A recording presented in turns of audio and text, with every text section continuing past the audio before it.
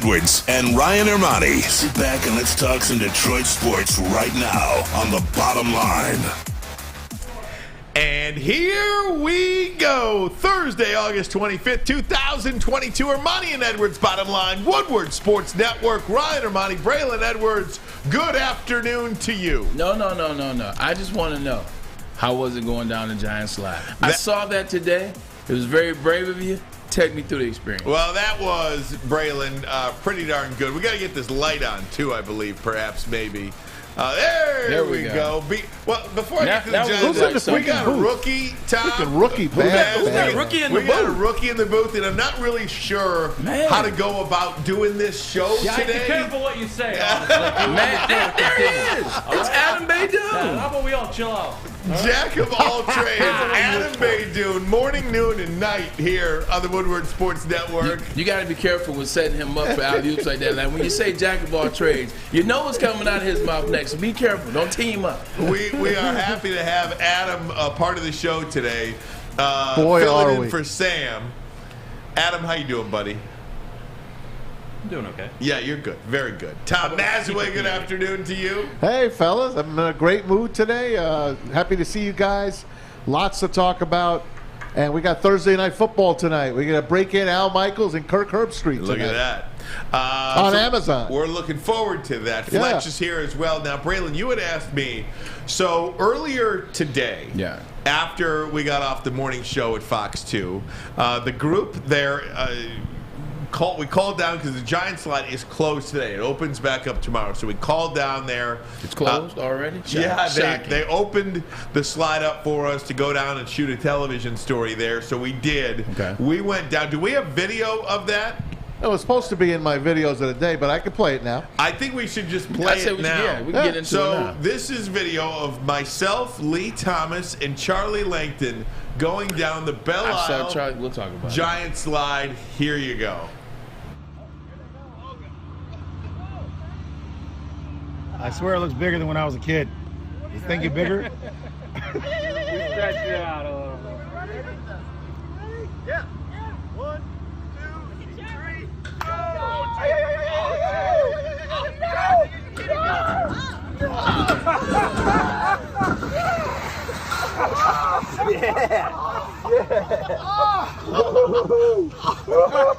You got some air, you alright? Whoa! You got some air, man. Oh my gosh! See how I see it in bam! Let's go! Let's go! Oh my gosh! Damn! Alright! Oh my god! So I just have the question to ask. Did anyone have to go to the hospital? If so, what were the injuries that were caused by the Giant Slide, which is really the Giant Aluminum Slide now? Now, Charlie's a lawyer, so we will make sure we go down there with a lawyer. I saw Charlie Monday, by the way. I will tell you, at the Jalen Rose. At Jalen's on, he interviewed me. I will tell you, I can see how people can get hurt on this slide. There is a trick to it. If you have to, now it's open to the public tomorrow if you're going to go down. Tomorrow is Friday, depending upon when you're watching this podcast, this show today. Yeah. I don't like calling it a podcast. Because it's not. Because it's not. If you lean forward, you're good. The minute you lean back, you are airborne, man. Because I started out okay leaning forward, but the minute I leaned back, that was it. Like you almost finished out of your hacky sack. Absolutely. Yeah, you finished out of your hacky sack. I think they just need to change the name to the Giant Death Trap. Like anytime you have to give instructions that say, hey, now lean forward, because if you get comfortable and lean back, I don't like those chances, man. I'm gonna just watch from afar. Lee Thomas had the best run. He was in pole position number 3. For sure. And he dominated that race. Charlie, I guarantee, is going to chiropractor tomorrow. And I think you hit your head, if I'm not mistaken, I don't know. at the end. I might have. I can't remember. Exactly. Because you're concussed. You're currently concussed right now. Lee attacked it like a bobsled. He was in, he was tight. Lee was perfect. You guys were enjoying it like Sunday morning. It didn't work out. But this slide has become such a fabric now of the community. And this slide's been around for like 30, 40 years. 1989. Yeah, so 30 plus years. Has right? it been open all this time? No. It has not been open Okay. all this time, but it's open. And again, it's closed today, open tomorrow. But one of the parts about this slide, it's such a fabric of Detroit now. Detroit Dust. The person that was filming us go down on my phone was Detroit Dust. Dale. Boy, he's everywhere. Yeah, he is everywhere. He was on the front page of ESPN.com yesterday. He was down there because the Pistons were shooting something with him and Hooper going down the slide. Wow. So, I mean, this is such a big deal. It's always been a big staple in the Detroit community. You know, I can remember having many of barbecues there with my families. I can remember family outings. I can remember family reunions. I can remember church picnics. Whatever type of barbecue picnics they have in the summertime, you know, we would always go down there and we would go to the Giant Slice. It's been such a staple that when they brought it back, I got excited. But I'm like, I don't know if I want to go down there and injure myself with the people with me. So I think, is it safe? That's a good question. Is it safe in your mind?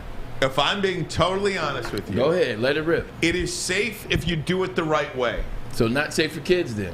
I would not send my kids down there. I have a 7-year-old and a 5-year-old. Clearly the 5-year-old. But I would not send the 7-year-old down too. It is, yeah. I would not send my kids not down there. Who I would send down there. Michigan State fans. And tomorrow, tomorrow they're going to be downtown. The heavyweights got to go. Yeah. The heavyweights got to make a trip to Belle Isle tomorrow. Look, man, I don't know. That's tough. You sure you want to see Tweedledee and Tweedledum roll here down you go. The heavier you are, the more speed you get going down there. That's dangerous. That's the more dangerous it gets, though.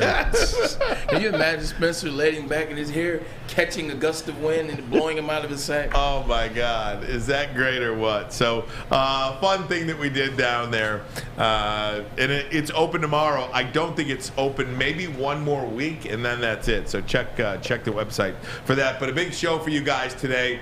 Coming up in the 3 o'clock hour, get you some fantasy football advice. Many people have their leagues and their drafts getting going in the next couple of days, maybe in the next week or so. So we'll have Scotty G, part of the Woodward Bets team. He will join us in about 3:36. The worst fantasy football player.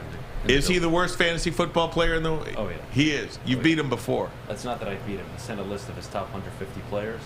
There were 7 players, I swear to God, I've never heard of in my life, all ranked ahead of Joe Burrow.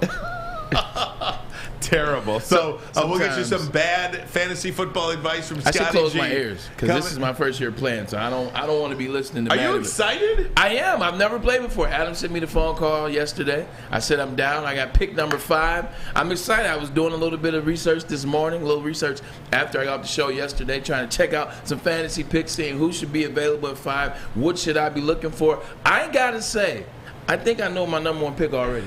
Before we move on, how many people, when you were playing, came up to you and was like, I got you in my fantasy league. Yeah. Hey, you think you're going to have a good week this week? Or like everybody. So I guess fantasy football started with baseball, or fantasy sports started with, exactly. Yeah. That's right. We were talking yesterday. And then obviously football got involved, and then it officially got involved in 2008. Yahoo launched it, and so I was a part of something with Yahoo and in Cleveland, and I drafted, but I didn't follow the draft after I drafted my players. I launched my roster, and I didn't think about it again. But a lot of people would come up to me after that time period in the airport, being on vacation, where they see you, was like, hey, man, you got any insight today? Like, you know, should I start you? Should I start Derek Anderson? Like, it gets annoying. Like, that's why I never played football or fantasy football. It was very annoying, to be honest. That is incredible. So we'll do that, and I think this is a real treat. Yeah. We have buried the lead today, and it's my fault for doing that. We have Detroit comedian Josh Adams on the show today. We really took off in the last episode of Hard Knocks. So funny. Everybody giving this guy rave reviews. He's got a show in Detroit at the Detroit House of Comedy Friday and Saturday. Friday and Saturday. 7:39. So he will be on with us coming up in about 15 minutes from now. Maz, good job securing that. My pleasure, man. I'm here to please. Well, it's real hard. I think you got to be very fun. For me, I'm a tough judge of comedians. Yeah. Because, you know, you say comedian and you automatically think the person's funny. they're not always funny. In fact, most comedians, to me, are not funny. Really? Yeah. It takes. It depends on your taste. It takes a special comedian to make me laugh. Do you like I feel Sebastian like. Maniscalco? I don't even know who that is. I do. I Oh like my him. God. New York cat, short. He has that white hair now. He's white. I know what you're talking about. What's wrong with you? He's funny. He's a New Yorker. Sick. New I Yorkers guess. are funny. I don't know. He's like one of the best in the business. Well, I don't know How who he old is. is he, man?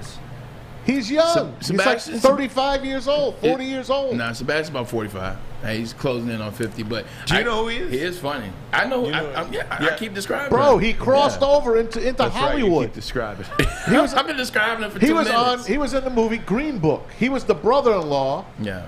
to the main character. What if you didn't see Green Book? I'm just saying that's how good he is. Okay, that he fine. crossed into movies. And I'm telling you, I love comedy. moral of the story, I didn't stop laughing with Josh Adams when he was going. That entire skit had me dying. And they didn't play 3/4 of it. I was going to, that's one of the questions I was going to ask him was, how much of that did they not play, right? I mean, isn't that part of it? Because they just take hours Well, Pat of Harris footage. told us that yesterday. Yeah. He said they had to Yeah. leave a lot of it that they couldn't put on HBO even. So he gets a little raunchy.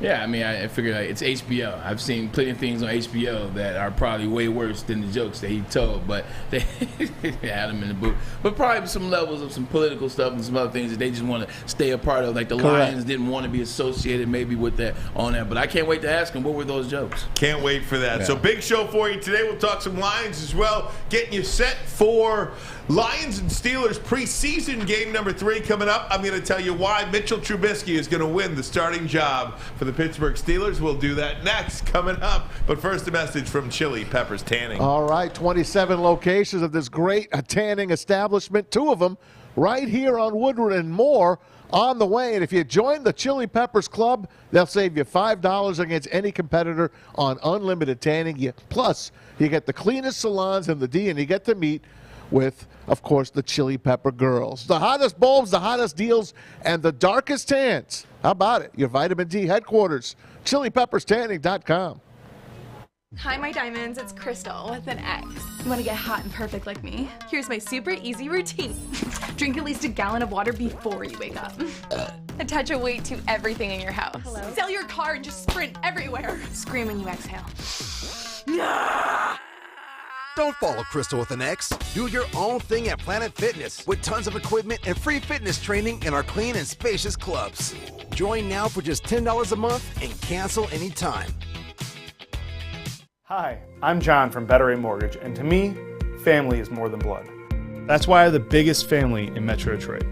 If you're looking to buy a house or refinance and need a loan, come get treated better than family by me and our entire team here at Better Rate Mortgage. We pride ourselves on giving you better advice, better service, and a better loan experience. That's why we are Better Rate. If you're looking for a new mortgage, come get treated like family. Actually, better with Better Rate Mortgage. Visit us at mybetterrate.com or call at 248-480-4467 today.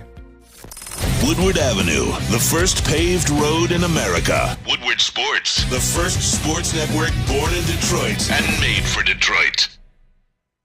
Yeah, he's progressing. You know, he's continued to get better. It's just, you know, with the nature of the injury and where he's at, everybody is on different paths. I mean, Jerry, they were kind of relatively the same time, but Jerry's farther along. It's just, you know, kind of the nature of it. Everybody's different, but he is progressing. There's no setbacks, but we just felt like, particularly being a rookie, you know, he's got a ways to go. And so the best thing for him and for us is to make that move and just get him right, make sure that the knee is stable and he's got strength in that leg, and he can cut, he can decelerate, he can accelerate, he can everything before we put him out there and start getting him reps. And we just felt like this was the right move.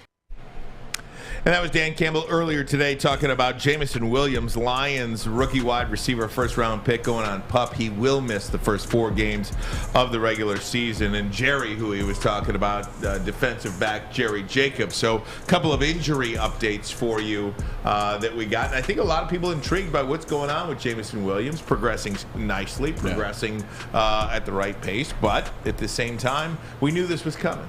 Yeah, I think people know it was coming, but they wanted to potentially hope that he wouldn't go on PUP. They wanted him to potentially start the season. But I'm glad to see that Dan Campbell, his team, is taking it very serious and allowing him to rehab at his pace. It's a good thing that they have the wide receiver core that they have, because they got guys that they can carry him through the first couple games of the season, the first 4, if you will. They have DJ Chark, who's a guy that has Pro Bowl experience. Amon-Ra St. Brown, we've talked about him enough. You've seen the way in which he's worked from last year to get himself in a position to really take on year 2 and become a star. Last year, he was a really good player. This is a time for him to come along and come up as a star. Quintez Cephas, Khalif Raymond, Josh Reynolds. So they got enough star power. But I'm glad that they're allowing him to take his time with his rehab process. I'm glad they're not putting it on him too fast. Hey, he's a rookie. We moved up to Terry. We moved up 20 picks to take you number 12 overall. We need you now. You can see a lot of individuals in terms of front office and coaches a lot of times will ruin a player by trying to rush him back, whether it's a rookie or whether it's an experienced veteran player, trying to rush him back for the sake of the fans, for the sake of getting him on the field just to have him. So it's good that they're taking their time and getting him back at the time when he's ready. He will be ready, though, I promise you that. We don't need J-Mo. We got Tom Kennedy. Oh, stop. We got Khalil Pimpleton. We don't need him yet, I mean. All right? You got time. Well, even though that's not an easy stretch, that first 5 games. Absolutely. You need him as soon as he can be healthy to play, but you're not going to rush him back. I don't know if Tom Kennedy is the answer. No offense. We love Tom Kennedy here, but nonetheless, he's no Jameson Williams. I did want to mention for you the Steelers game, because the Lions starters are playing for the first half, except Jared Goff. The Steelers starters are playing for the first half, and apparently this is Mitchell Trubisky's job to lose. That's what the Steelers, somebody inside the Steelers organization is saying. I thought and I think they should go with Kenny Pickett. But the reason why I'm changing my mind to Mitchell Trubisky is because if it's based on this game, Mitchell Trubisky has career numbers against the Detroit Lions. There you go. He owns the Detroit Lions. 15 touchdowns to 4 interceptions, a 106.3 passer rating in 7 games with the team. Yeah. If you're going against the Detroit Lions, there isn't a team Mitchell Trubisky could handpick one game to get the starting job for the Steelers than facing the Detroit Lions. Him and Matt Nagy got most of their wins against Absolutely. That's probably how Trubisky made the Pro Bowl. What I would say about this is, starting with this, I like that the Lions are playing their starters in this game. Now, Jared Goff is the one that doesn't need to play. I won't play Jared Goff in this game. I like that he's not playing. But I like that the starters are playing. Listen, you got to earn the right to be like, oh, we don't need our stars to play. Because that comes with consistent playoff berths. That comes with consistent NFC Championship berths. That comes with consistent Pro Bowls or dominant player performances throughout the course of seasons. You know, this is a team that has potential moving forward to the past, but they got to get it all together on the football field. They haven't done that yet. We keep talking about how good they can be. We keep talking about putting these pieces together because they can be. But at this current time, Ryan Ermanni, they are 3-13-1. That's who this team is. That's the record that they had last year, so that's what this team is showing last time they were on the football field. So it's good for them to get another game in. You got 2 practices against the Colts, then you played the Colts. That's essentially 3 games. Then you got the Falcons, and now you get the Steelers. So I think it's good that they're playing. I'm glad that Jared Goff isn't playing. Now, when it comes to the Mitchell Trubisky and Kenny Pickett, I like Mitchell Trubisky being the starting guy. I think he's stubbed his toe in Chicago, had some success, but also had some failures in Chicago. A lot of that due to Matt Nagy. He moves over to the Buffalo Bills. He sits behind Josh Allen, who arguably could be the best quarterback in this league right now. He gets tutelage by Brian Daboll, who's now the head coach for the New York Giants, but an offensive guy that learned under Josh McDaniels, learned under Belichick. So he's seeing how things can work out, seeing how things spin. He's learned a lot more than he did with his time in Chicago. So I think he's ready. But here's the kicker, though, Ryan. Here's the fun part. This is a now or never situation for Mitchell Trubisky. Absolutely. If you look at this team as it is currently constructed, it's current for success. You got one of the best running backs potentially in the Big Ten, in the NFL, in Najee Harris. Najee Harris can catch out of the backfield. Najee Harris can run through the tackles, outside the tackles. Najee Harris is a staple starting running back. Then you have George Pickens. George Pickens is going to take the lead by storm this year, wide receiver. He's going to dominate in the AFC North as well as the AFC. Then you have Chase Claypool. Then you have Deontay Washington, who you just paid. Then you have Freiermuth. And you have an offensive line that's really good, anchored by the center, Mason Cole, a Michigan guy. This is an offensive team set up for Trubisky to have success. He won't have to do much.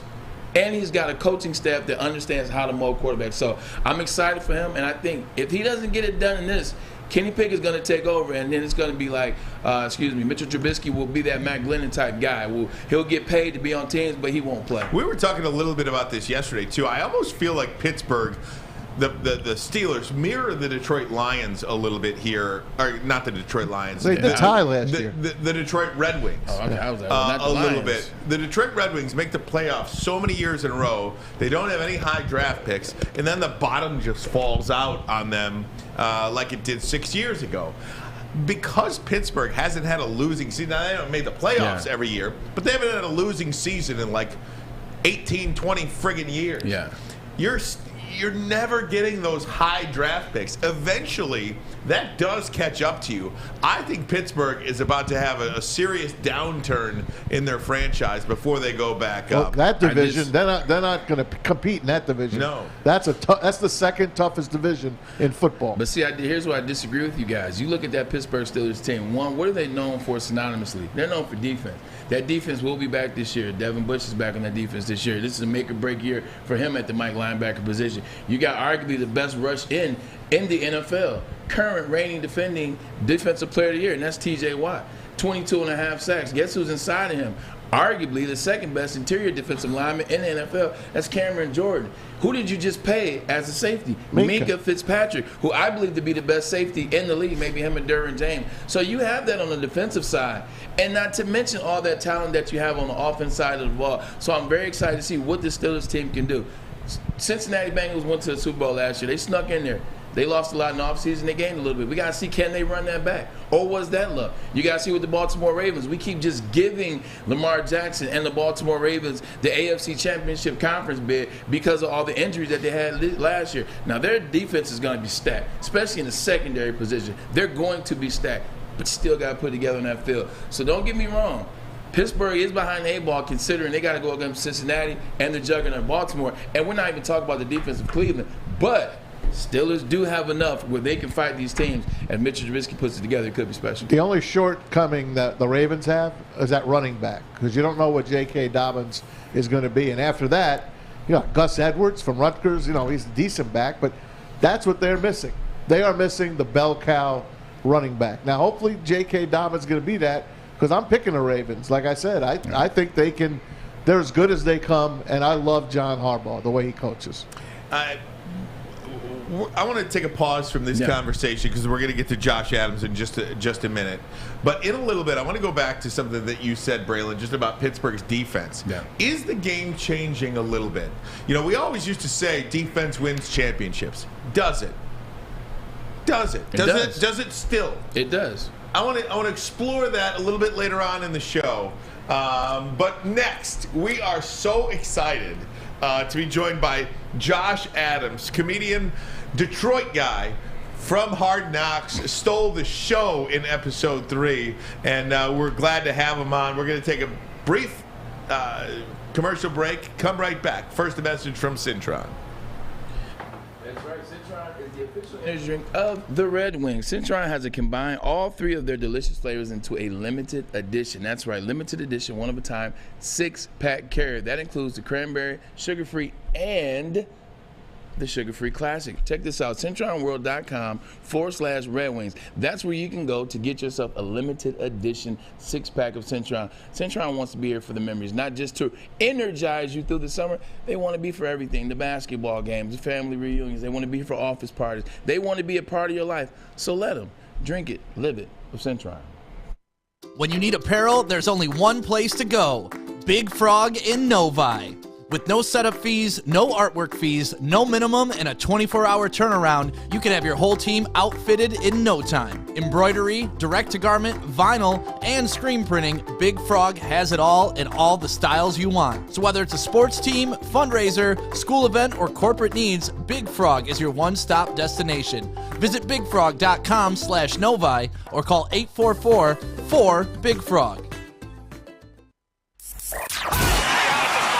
3 NBA championships. Detroit fans were there. 11 Stanley Cups. Detroit fans were there. 4 World Series wins. Detroit fans were there. And that one Lions playoff win in 1991? Yeah, Detroit fans were there. Woodward Sports, where the fans are. All right, at the Monroe Street Midway today, you'll have a chance to win your favorite jersey. Join us down today at the Monroe Street Midway with the Woodward Heavyweights 5 to 9 o'clock for our own roller skating party. A DJ live. If you like music, it's great for you. Get along with the fat people and win a free jersey, everybody. Congratulations. Very good. Monroe Street Midway.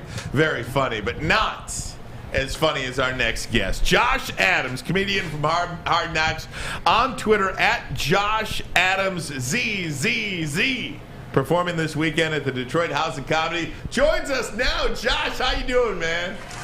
What's up? What's up? What's going on, fam? I see. What up, though? Chilling. What's the deal, Braylon, man? It wasn't no prep. Y'all just put me right on here. I didn't know. Hey, man. No. Hey, you don't need prep. We saw your show, man. Hey, that comes off the top, man. You're a gifted individual. That's natural.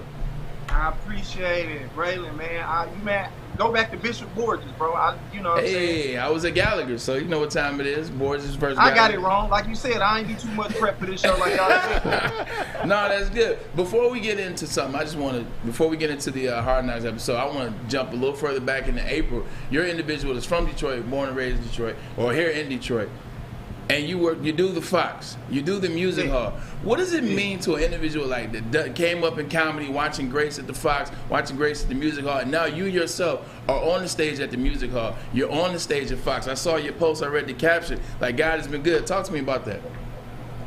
Man, it's crazy because, just being from around the area, those are some of the places you want to check them boxes and say you performed at. Like, it's just one of them venues. If you at the Fox, you get dressed up to go to the Fox. Whether you want to see Aretha Franklin, Stevie Wonder, Sesame Street on, live, you put on a suit. It's a big deal to be at the Fox. So I was like, it's been a good year. I can't lie. Good. Hey, Josh, let me take a step back before we look forward.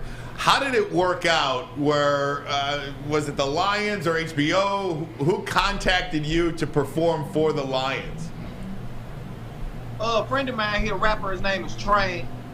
He hit me up and he was just like, look, man, I got a student who works on the PR team for the Lions. They looking for a comedian coach that they want a guy to come down to Indiana. Can you do it?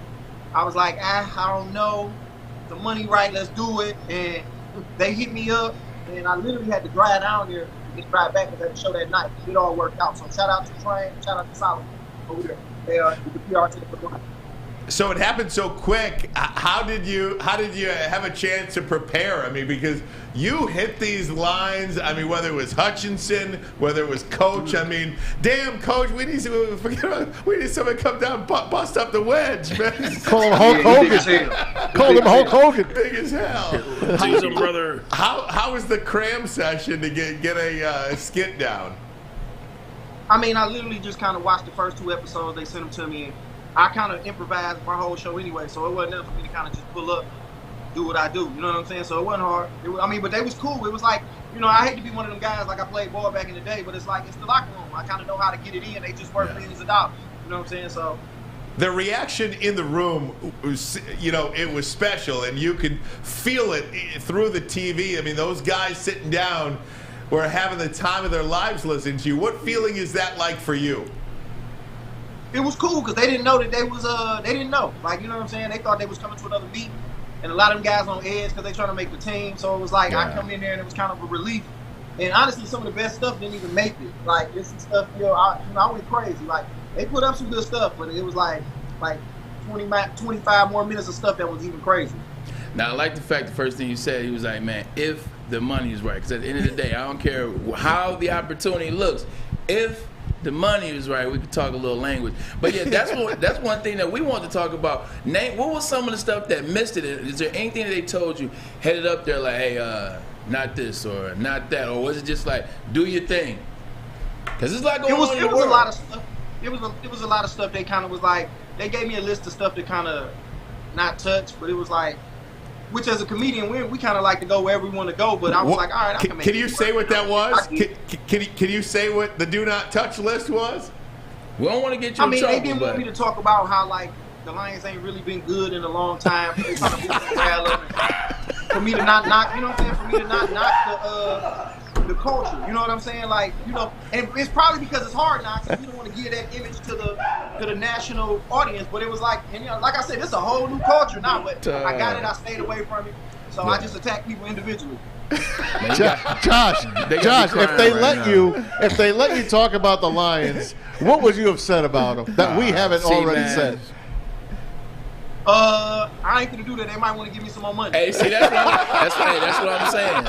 Hey, keep the ops coming. Sorry, I didn't mean so. That. I mean, because in reality, I'm really like, I'm a Lions fan by like proximity. Yeah. Like, I'm really a Steelers fan, so I don't really mess with Braylon like that. Hey, it's true. I mess with them Cleveland days. There's a lot of ass whoopings I took at the hands of the Steelers. You were going crazy. Yeah, you got it. So talk to me about this before we get you out of here, man. I watch your page a little bit, man, and that the woman can do more than just twerk. Talking about the thick one. How'd that one come about? Because I agree, but it's funny as hell. Thick women can do more than just twerk. How'd that come about? Because I feel like they get a bad rap just because they thick as hell, that all they can do is twerk and all that. There's some virtuous, very voluptuous women out here that go to church, pay their taxes, raise their kids, go get vaccinated. They out here. They do more than twerk. You know what I'm saying? You just got to see them, watch them, and let them do their thing. That's true, but they also do twerk. Hey, Josh, I'm not angry at that. We're not 100%. I got my glasses on. You can't see it. Josh, I wanted to ask you. You've been doing comedy for a long time. You performed at some of the biggest venues we have in this city, in this state. But the reaction from Hard Knocks, has your notoriety just skyrocketed over the last couple of days? And how have you felt about that? Put it like this. Put it like this. I got more fans that look like you than I've ever had before. Like, you know what I'm saying? Like, I can't go past some Menards for nothing. Like, oh man, that is so great. I love it. Well, I'm a big fan of yours, and anybody can come down, buy a ticket this weekend. Tell me about the Detroit House of Comedy. What you got? A couple of shows this weekend. Yeah, the House of Comedy, man. It's the new comedy club in the city. They just opened it up, and they going crazy. Like, they really taking downtown to a new level, man. It's like one of the best venues I think we got in the state. And I'm down there on Saturday, 2 shows, 7:39. And I might tell y'all might get to hear some of the stuff that they need to put up on HBO. You come down, man. You know what I'm saying? Tickets still some available. It's almost sold out with it. Well, I'm gonna reach out through Instagram after this interview and see if I can get some information, see how I can get down there and support, because I definitely want to come down and check it out. Bet. Don't wear that hat though. Don't worry, I'm gonna leave my Johnny Walker hat in the car, man. Hey, Josh, who are your favorite comedians growing up, and the ones that are kicking ass right now? Who's your go-to guys? Kool-Aid, he was a comedian from around the way. Rest in peace, Kool-Aid. Also, Downtown Tony Brown, another comedian from here. And I like Bill Burr. I like Tommy Davidson, Juice O'Neal. Them some of the guys I kind of like saw and came fans of. They're my guys. Yo, Josh, next time we have you. Go ahead, Josh. Oh, but just as far as guys around here actively doing it, Mike Larry, Jay Will, Jay Bell, Melly Hearns. There's a bunch of people that I can name, but too many right now. The comedy scene in Detroit is like, in Michigan, it's crazy. See, you tried it at my hat, man. That's all good. I'm from the city, too. Next time we see you, you better have some more pictures in the house. A little plane back there, man. Hey, it's all good, my guy. It's all good. The couch is leather, though. That's all that matters. God is good. That's real. That's real. I'm going to hit you up after this show. Hey, Josh. Man. Josh, thanks so much, man. We can't thank you enough for doing this. And best of luck to you, and we'll see you down the road, all right? All right, appreciate it, man. Thanks for having me. 100%, Josh. Thanks, Josh. Josh Adams on Twitter at Josh Adams ZZZ. Josh Adams. Yeah. How funny is that, dude? I mean, the do not touch list that the Lions gave him. Oh yeah, don't talk about how bad we are. Funny as hell. You know what I love about this is, like, all guys in the locker room, whether it's basketball, especially basketball, football, we all think we're comedians. We all think we're the funniest. We all think we got all the jokes. And every once in a while, like, a team will do something like this where they bring in a comedian, whether it's during training camp, whether it's in the summer, whether it's during the season, whether it's on the road. And you'll have a couple guys that will try to joke back with the comedians. And two things. One, no. And thing two, they got the microphone. Never be the guy yelling from the back the jokes when a guy has a microphone everybody can hear him. But nah, man, guys got to stay back because they do that for a living. It's funny, too, one of the things he said, I got more fans. They look like you now. They look like you now than ever before. And there is something about the delivery that he had in that room that guys like me love. Because it's matter of fact. It's soft. It's just it is what it is. It's like, universal. It's smooth and like it's smooth. It applies to both races. Yes, it applies to both races. Yeah. When black people like you, you know you made it. When white people like Braylon, he knows he made it. There it is.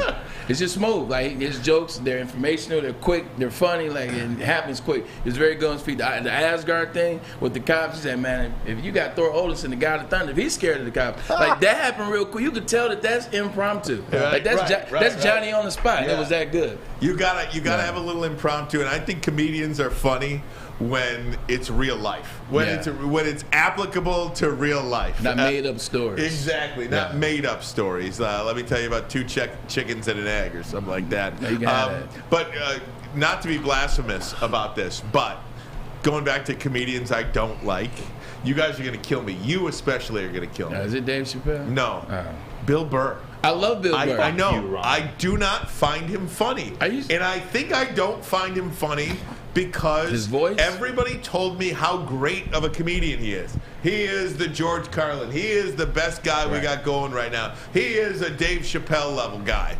I just don't, I do not think he's funny. Maybe because the expectation was so high. But I watched that comedy special on Netflix. 36 minutes in, I turned it off because I didn't laugh one time. So, like, do you have something in your eyes or something in your ears? Which one? Because I'm the one sending the Bill Burr stuff to the group chat all the time. Hey, my favorites growing up were hands down. I loved, first of all, Rodney Dangerfield and those guys. But Richard Pryor. I get no respect. Richard Pryor was my guy. Richard Pryor and George Carlin. Eddie Murphy. I loved Eddie Murphy. But, now it's Jerry Seinfeld. It's Larry David. I mean, but those are my guys. I watch their shows. That's New York comedy. I love that. But Sebastian Maniscalco, I promise you. You're a disappointment, right? I promise you. If you watch him, you'll thank me. Just like I told you about the Better Call Saul. Bill Burr and Dave Chappelle are the ones for me right now. By the way, Bill Burr is hilarious. Was in Breaking Bad. Yeah, he was. He was. How about that? Yep. Pretty good. He was also in the Dave Chappelle. He was show. one of the henchmen. Yeah, he was. Brian's racist. The racial giraffe. Oh my God. Eddie Murphy in his red jumpsuit. Delirious. Best comedy. See, period. Eddie Murphy Raw for me was my. When he was talking about, I could recite that. And his father. Hey, what you and Dave Terry doing at discotheque? It is peeing on the lion's head. How about Charlie Murphy? Joke in the beginning. That's Bud from the Cosby Show. Yeah, it is. Yeah, Ken Ivory Wayans directed that. Yeah, unbelievable. How about Charlie Murphy? Man, Charlie was great, man. Dave Chappelle, when he used to tell the stories, Charlie Murphy, rest in peace. You can't even say some of the jokes in Raw. I don't want to repeat it because they get canceled in 2 minutes. But I do want to go back, Braylon, to a little football talk. One of the things you said about 15 minutes ago when we were talking about the Steelers and their defense was, a good defense will beat a good offense. Is that the case still? Are times changing? I'll give you a little bit of example of why I think it is. We'll do that next. But first, a message from Guardian Alarm. They're your local security experts, have been for over 90 years. You see the black and yellow sign out in front of your house. Tells the bad guys one thing: stay out. That's right. Whether you're home or on the road, they're 24/7 local monitoring. Make sure what is important to you, stay safe. Call that number right now, 1-800-STAY-OUT. That number again, 1-800-STAY-OUT. Call them today. Tell them Woodward Sports sent you. We'll be right back.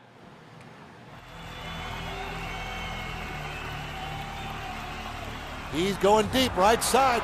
Oh, that is Edwards out there. He goes up in the air at the goal line. Hey, it's Braylon Edwards here, wanting to welcome the sports marketing agency to Woodward Sports Network, to the family. Glad to have you guys. For the last decade, the sports marketing agency has literally leveraged athletes around issues such as mental health and substance abuse. Glad that we can finally start trying to get the stigma off of mental health that's been there for all these years. New to the game or a season better?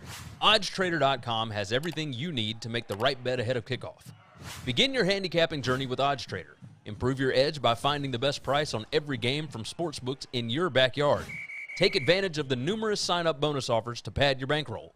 Dive into key game statistics, player performance, and even account for the projected game day weather. Best of all, you can use the Odds Trader Bet Tracker to keep a log of your action. Welcome to Odds Trader, and best of luck. You have an opinion? Make sure it's seen and heard. Corner, jumper, tweet us, hop on the YouTube chat, slide in the DMS at Woodward Sports on all social media.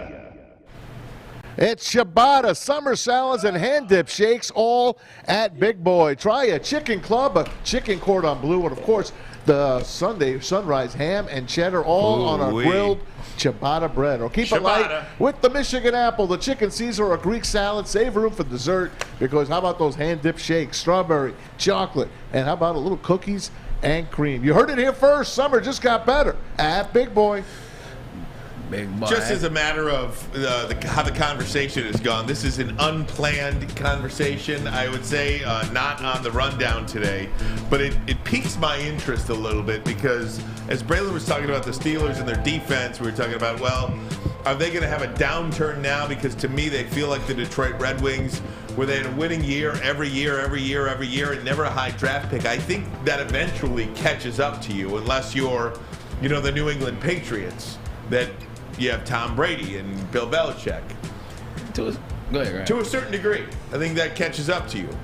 I would say San Antonio Spurs more than the Steelers. I would think that would be a more comparable, because that was the comparable. It was the Spurs and the Red Wings. They kept going playoffs. And finally, I think the Spurs finally didn't go 1 year, and then the Red Wings didn't go. And now you see the Spurs are falling apart. I don't think that ever happened to the Steelers. But the difference between the Steelers now and these teams like the Red Wings and the Spurs, they don't have an all-time great player on their team. I mean, Tim Duncan was an all-time great player. David Robinson. Steelers had Ben Roethlisberger. George Gervin. Yeah, but Ben Roethlisberger is not on the team right now, is what I'm saying. So I feel like they're going to go down before they go up, just personally. Gotcha. Either way, I look at offenses now in football, and I'm not so sure, and I could be wrong on this. I'm not so sure that a good defense beats a good offense anymore. I think some of these offenses are so freaking good that it's nearly impossible for defense to stop them. You can look at the Bills and Chiefs last year. Now, you might not think they got a good defense or anything like that, but who's stopping those teams? They were gassed. You look at the NFC last year. All 7 NFC playoff teams, the Cardinals, the Rams, the Bucks, the Green Bay Packers, the Philadelphia Eagles, and the Dallas Cowboys, all 7 for 7 offensive head coaches. Yeah, but guess what? Who's the best defensive team out of all those guys? It was the 49ers. Which team made it to the conference finals? Now, they lost to the best offensive team. The Packers are right there with them. I understand, but the Packers don't show up in the playoffs. Like, championships are still decided by defensive teams, because who was the best defensive team in the Super Bowl last year? Don't worry, I'll wait. Oh, it was the guy Von Miller who had 2 sacks. It was Aaron Donald who had 2 sacks. And I can go down the list. You keep going down the list. Kansas City lost to the Tampa Bay Buccaneers in the Super Bowl 2 years ago. Because of the defense. Thank you. Yeah. What did that defense do in that playoffs? They had killed arguably one of the best defensive runs in NFL history. You just keep going. Look at Denver and Carolina. Von Miller's the MVP of that Super Bowl. That defense destroyed Superman, Cam, and he hasn't been the same since. Offenses are a lot better, to your point, Ryan. They're far better than they've ever been. All around the board, all across the board is the phrase I should say. But when it gets to crunch time, the teams that have the defenses that are playing better, they still win, even in the overtime game. The Bills had, statistically, the second best defense in the NFL last year. But whose defense showed up in the overtime? It was the Chiefs' defense who got them to the playoff. Because it damn sure wasn't Patrick Mahomes the way he played in that stretch where they were winning games. It was that defense led by Melvin Ingram. So offenses are at an all-time high, but the defenses are still mattering when the time matters. AFC championships, NFC championships, and Super Bowl. Well, one of the Chiefs that game was the coin flip. But that Buffalo Bills, if they won that game, they would have beat the Bengals and they would have beat the Rams.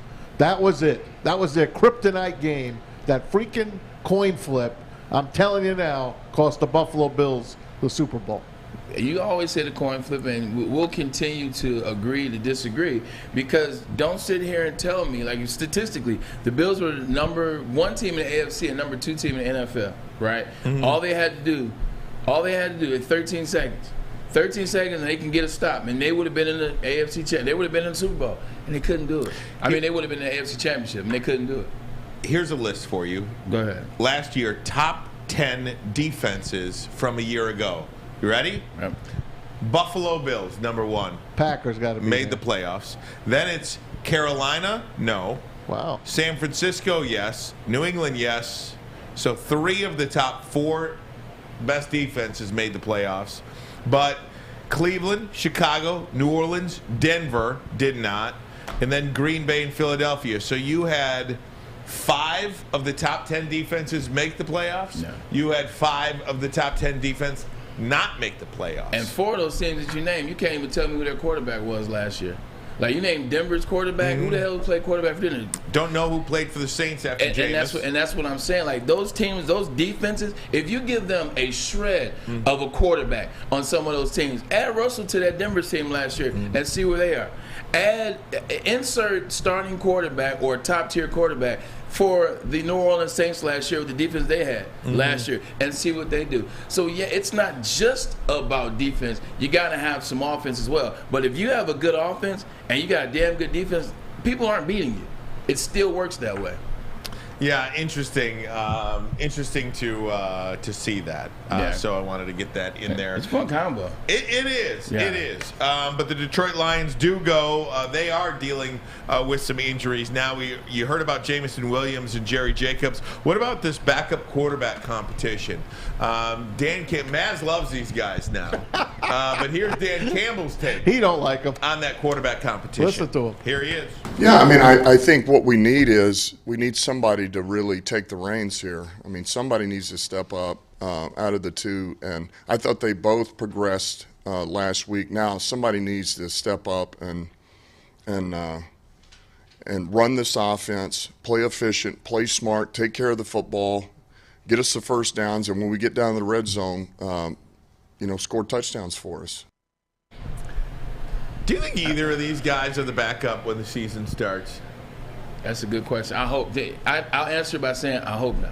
Like, listen, they've done a good job of moving forward with the identity of the Detroit Lions, who they're trying to become, what they want to do for the city, what they want to do for the franchise. They're implementing the right players. They're implementing the right attitude. They're saying they're doing the right things. They hired the right coaches. This is one of the things I didn't like the addressing of the defense last year. I think they could have addressed some more positions. Obviously, the Mike linebacker is a position that I want them to address, as well as safety. But then also the backup quarterback. You gotta have a guy in position. Like, we were just talking around yesterday, the day before, and we're just talking about like the backup quarterbacks now in the NFL. Everybody's backup quarterback is a guy that has some experience, a guy that you can believe can go in there and win you a game, maybe if you need to. Or, I mean, with the exception of 4 or 5 teams, the Detroit Lions are one of them. David Blau and Tim Boyle, no disrespect to those guys aren't NFL quarterbacks. Those guys aren't winning any games. Like, I don't understand why we have both of them. Not just one, we got both of them. So they put themselves in a position not to have a guy that's ready to take over if Jared Goff goes down, or for us to even have these conversations. Are either one of them going to be the quarterback going into the season? This is the one thing I can push back on in terms of the bell they did not answer. You got to have yourself a good backup quarterback, because the offensive line that you've set up, it's a very good offensive line. So we think. DeAndre Swift supposed to have a breakout year this year. DJ Chark, TJ Hockenson, Amon-Ra St. Brown, Jameis Williamson when he comes back. All that sounds good, but if Jared Goff gets hurt and you got to slide David Blau in there, or you have to slide Tim Boyle in there as your backup, season is completely done. Season is completely done. Something they should have done that they didn't. I got to give them some pushback, because I've been nothing but kind and positive, but this is something I got to push back on, because the fact that you got to ask that question, Ryan, is either one of them going to be the backup? That's not a good question to be asking a week and a half, 2 weeks before the season starts. Mason Rudolph is going to be available to somebody, because the Steelers don't need him. Matter of fact, I read yesterday that he was playing himself into a position with the Steelers, which I don't believe, because now you heard today Mitch Trubisky has got the #1 job, and Kenny Pickett is your #1 pick So there's no room for Mason Rudolph. So maybe he goes to another team. Did you also hear who's getting shopped as a backup quarterback? Who? Jordan Love from the Green Bay Packers. Yeah. They are going to trade him. Yeah. Because they got 3 more years of Aaron Rodgers at $100 million a year or whatever the hell they're paying him. There's no room for Jordan Love. Now, I'm not making a trade for Jordan Love. But there's some teams that would love to have him. I tell you what, we need to make a list. We need to make a list of teams that are good, teams that have really good coaching, good front office people that have had horrible drafts in the last couple of years. Because the Patriots, their drafts have sucked, if you ask me. Green Bay, they've sucked, and they've dropped the ball, if you ask me. I don't understand why these teams can be so good. Be so good at scouting and continuously pick the wrong players. It's crazy, man. You think what a wasted draft pick Jordan Love was for the Green Bay Packers. I mean, then look what it did to look what it did with Aaron Rodgers. Your relationship with Aaron Rodgers, the whole thing that was the front office. What year did he come out? Jordan Love, 2018, 2020 or 2019. 2019 draft, right? 19. No, 2020 draft. It was 2020? 2020 So 19 draft. is when I saw him play against Michigan State then. So Jordan Love was taken at number 26. But, I mean, Jesus. I mean, man, oh, man. Jeez. Just looking at the draft. Don't forget when the Patriots took Jimmy Garoppolo. And they got, I don't know what they got for him when they traded him. I took a couple draft picks, but they reached for Garoppolo thinking that Brady was going to disappear. And he said, nope, I'm not going anywhere. Yeah. So same with this guy. Hey, guys, we're going to do Top 10 Thursdays, top of the hour. But next, some breaking news in the NBA today. I want to get to that. Yeah. Really, really big news there. We'll tell you about it. But first, a message from Gypsy Vodka. Summer is almost over, but guess what? The mulligan stays. That is right. The mulligan by Gypsy Vodka. This has been the drink of the summer. 8% alcohol seltzer, smooth as silk. Adam and Mike, we keep talking about it. You got to support Michigan Distillers. We're in the dirty mitten, baby. Got to support them. No better way to do it. The mulligan. I'm talking mango, iced tea, lemonade. Smooth as silk. Tastes good, but remember, it is 8% alcohol, not a 5% seltzer, so you got to be careful. When you're going to be careful, where you drinking at? Are we in the backyard? Are we on the golf course? Are we hanging out at a buddy's house? Wherever you want to do it, doesn't matter to us, as long as you're doing it responsibly. Detroit's downtown summer playground is back. Open all summer long, the Monroe Street Midway. Enjoy roller skating, free Wi-Fi, food trucks, art installations, and so much more. Don't forget to take advantage of the basketball court, putt-putt, and, of course, family programming all summer long. All art installations are done by Detroit artists, and it's a fun, safe event from people 1 to 100. Go to deckedoutdetroit.com. You don't have to go to the beach, man. You don't have to get your butt crack full of sand. You just need a little chili peppers, man, to get that glowing beach chili peppers tan. Woo! With 26 locations in the Metro Detroit area and more coming, Chili Peppers Tanning is where you'll find the cleanest salons in the D. Join the Pepper Club for the best deals on unlimited tanning. Head to chilipepperstanning.com. You just need a little chili peppers, man. Make sure you download the Woodward Sports app in the App Store and the Google Play Store today. Take Woodward Sports with you wherever you go and listen live on your phone or mobile device. Summer is almost over, and it's time to get back to school. So if you haven't enrolled your child yet anywhere, look no further than the Academy of Warren. Join us Friday, 3 p.m. to 6 p.m. for a carnival and parent orientation. The bottom line will be there. So if you want Matt to sign your nipples, well, go to the Academy of Warren. Okay, very good. Adam Bigdoon, part of the show today, running the old audio board. Having some fun here, Woodward Sports Network. Ryan Ermanni, Braylon Edwards. We got Fletch in his usual stead. Tom Mazawey there holding the mic.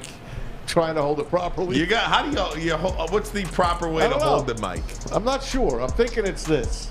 Yeah. Oral sex, man. It's oral sex. I'm thinking it's this. I really don't know much about that with this. I'm sorry. You guys, man, you guys are terrible. Guys, big news in the NBA today. The Oklahoma Thunder, number 2 overall pick, Chet Holmgren, out for the season with a Liz Frank injury. We talked about that injury yesterday with the quarterback, Matt Corral. Matt Corral, he did the same thing. Same injury, very difficult. And all I was, two things initially I thought of with this. Yeah. Number one, poor kid. What a crappy way to start your NBA career for him. And then the second thing that I thought of, really, it was 1A. I am so glad the Detroit Pistons. Think back to how you felt on draft night, on draft lottery night, when the Pistons got that 5th pick. Felt pretty down in the dumps, right? Can you imagine if they won the lottery and got that number 1 overall pick, or got that number 2 overall pick, because they were picking Holmgren number 1. Yeah, and they should have. When Orlando went to Banchero, if they had 2, they'd pick him 2. They basically won the lottery by picking 5th, because they got the player in this draft that fits their team perfectly. I'm not sure they would have had the stones, no pun intended, to take Ivy 1 overall if they got the number 1 pick, because I feel like that kid, Jaden Ivey, is that damn good, and he is perfect for this team. So glad the Pistons did not get that first pick. I like Jaden Ivey. I think he's amazing. I like the character. I know his father. I know his mother.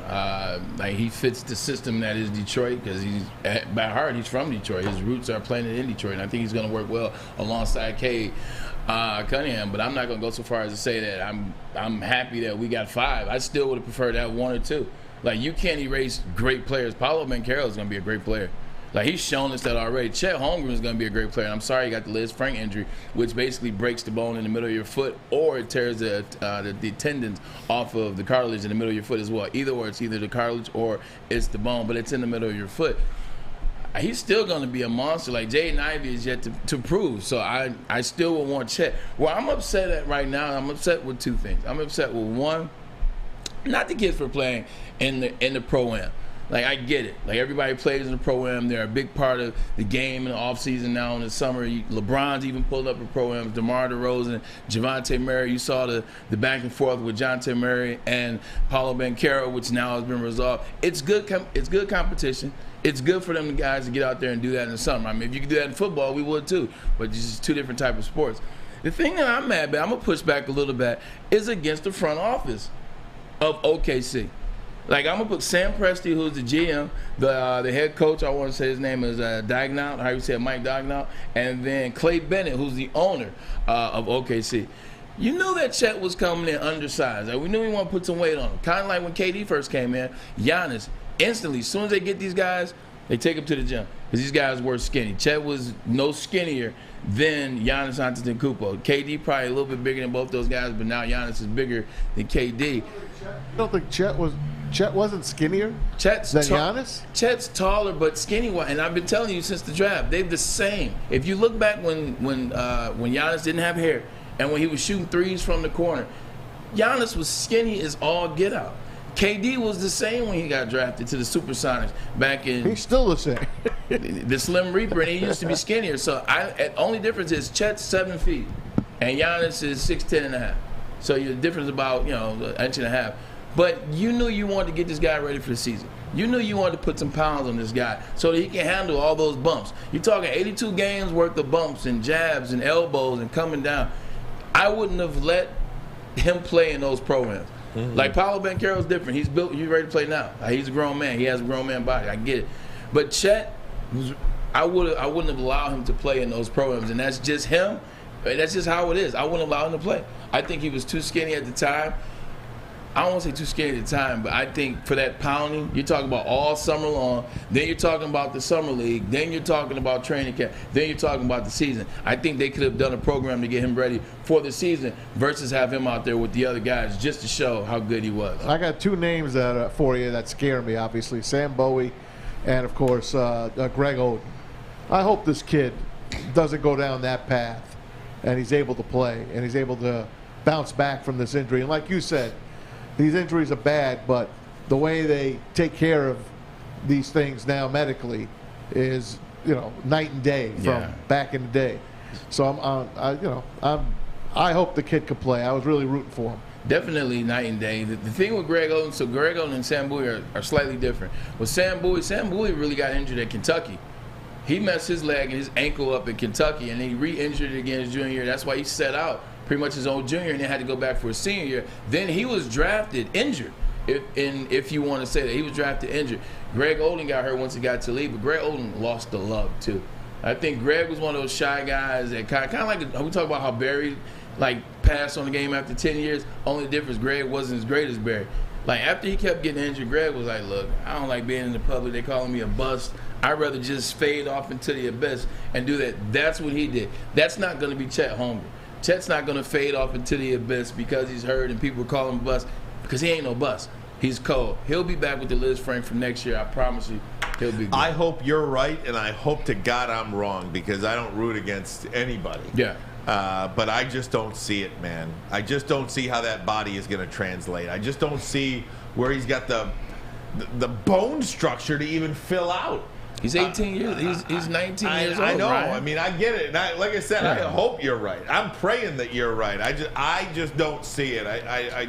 He reminds me of Sean Bradley, and Sean Bradley just never had an opportunity. His body would not allow him to do the things that you need to do to be successful. Sean played 10 plus years in the NBA though.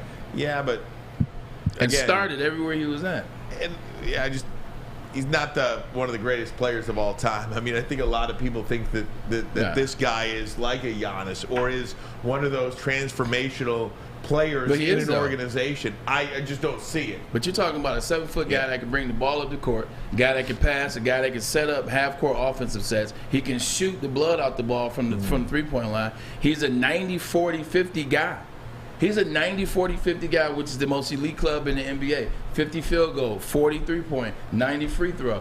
This is a guy that can do that, and he's shown us that at every turn. So it's not Sean Bradley. Sean Bradley was a center.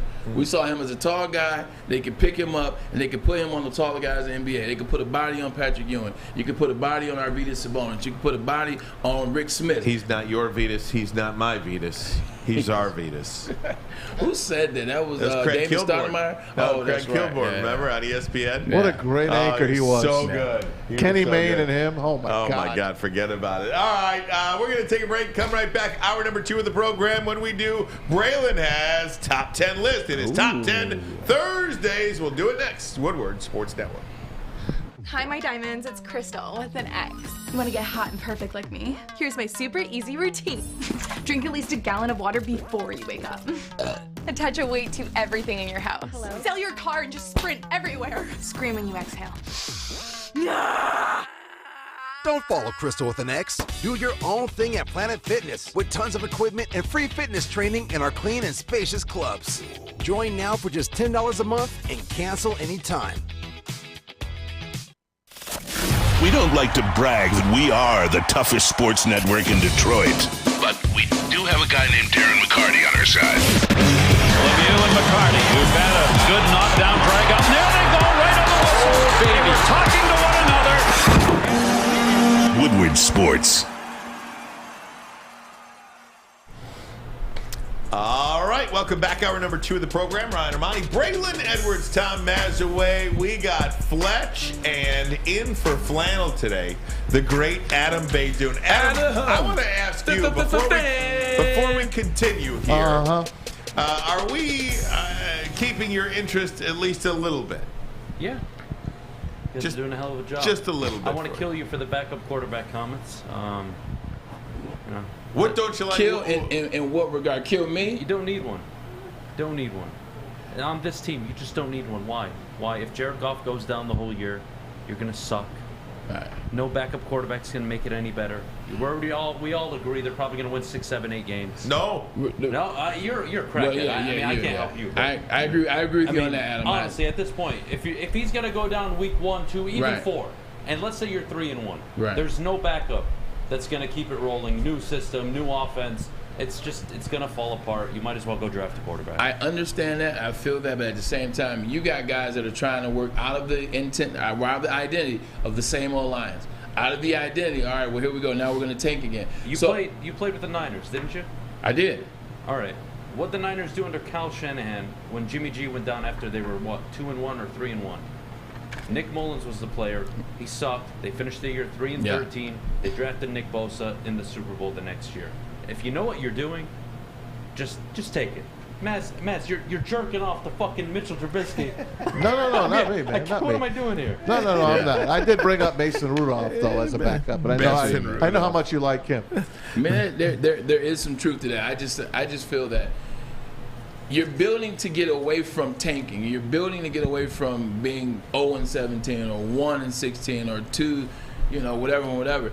If you don't have a quarterback that guys can keep you in games so that you can go throughout the work week, like thinking you have a chance. If you go to every work week, you go into it, we know we're going to get our ass kicked. Right. Now the mental goes down. Now the backup's going to change it though, is it? If you're rolling with Brett Favre or Tom Mazawey at quarterback, there's a difference. That's true, but if you look at other teams have backups where you're like, all right, if this guy goes in, I know he can still fight. For a few weeks, but not if he goes down for the year. Well, I don't know about that because it's like, look at the Seattle Seahawks when Russ first came in. They gave Matt Hasselbeck a crap ton of money. Matt Flynn. A crap ton of money on a free agent deal, but because they drafted a quarterback, their season not only wasn't over, their season probably was better than somebody else. We lost in the semifinals. Yeah, exactly. Yeah. I mean, you look at a team like the San Francisco 49ers that drafted Trey Lance. They have Jimmy Garoppolo. Here's a good one. 2011? Tom Brady goes down week 2. Matt Castle comes in, and what happened? One of the greatest rosters ever. And they went to the playoffs. One of the greatest rosters ever, greatest coach ever. But true, but my question is, you have a really good offense. Do you want a backup, or are you upset that they didn't draft one? That's what I need to understand. Both. Because to your point, if it's draft a quarterback, I can respect that. That's totally fair. Yeah. But to go out and give up any assets for a Mason Rudolph, I'm not giving up major assets. No, for that. Yeah, but I do think you look at a team like the Buffalo Bills. Josh Allen is as sturdy as anybody. I don't think he's ever even missed a play since he's taken over. Jared Goff is very sturdy. He's missed maybe 5-6 career games in 6-7 years. Yeah, but the last 2 years specifically. So we'll see what happens there. Hopefully that comes out. But, I mean, Case Keenum is a starter in this league. They take that position very seriously. Yeah. And of all the teams in the NFL, Buffalo is probably the one team that doesn't need one. Well, they're Super Bowl ready. That's why they do have to do that. They are. When you're Super Bowl ready, that's when you get your guys. The Miami Dolphins, they're going with Tua, obviously. But then Teddy Bridgewater, a starter in this league, is their backup. Who actually started last season. Yeah, I mean, so it's smart to have a backup in play. It's smart to address it because here you're continually going another season with 2 guys we know aren't going to get it done in anybody's NFL at any time. So. But I'm mentioning playoff teams, right? Yeah. Buffalo, Josh Allen, Case Keenum, Miami. A lot of people think going to do some damage. Tua and Teddy Bridgewater.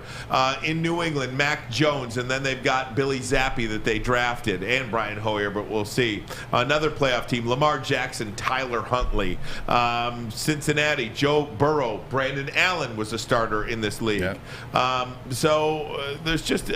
Your point is valid. What I'm going to ask is this a playoff team where you're going into the year, that's a contending roster? I think it's a year too soon.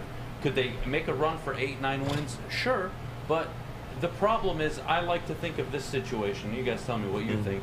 I think this is Kansas City 2.0. Jared Goff can be your Alex Smith for the next 2 to 3 years if you need him to be. You're going to end up drafting a quarterback. Brad Holmes has proven he can move up in the draft for basically nothing. Yeah. So I'm not too worried about when they're going to make that decision. I think we all agree they have to draft one. A backup, I don't think we should be talking about a backup with this team. If Goff goes down early, season's over. I like that. And an example that I gave, I think is slightly better than that. I say this is the Seattle Seahawks 2.0. Because if you look at what the Seattle Seahawks did in 10-11, they built through the draft. They built with Earl Thomas, draft pick, Richard Sherman, draft pick, Bobby Wagner, nobody knew about him, small linebacker out of Utah State, draft pick.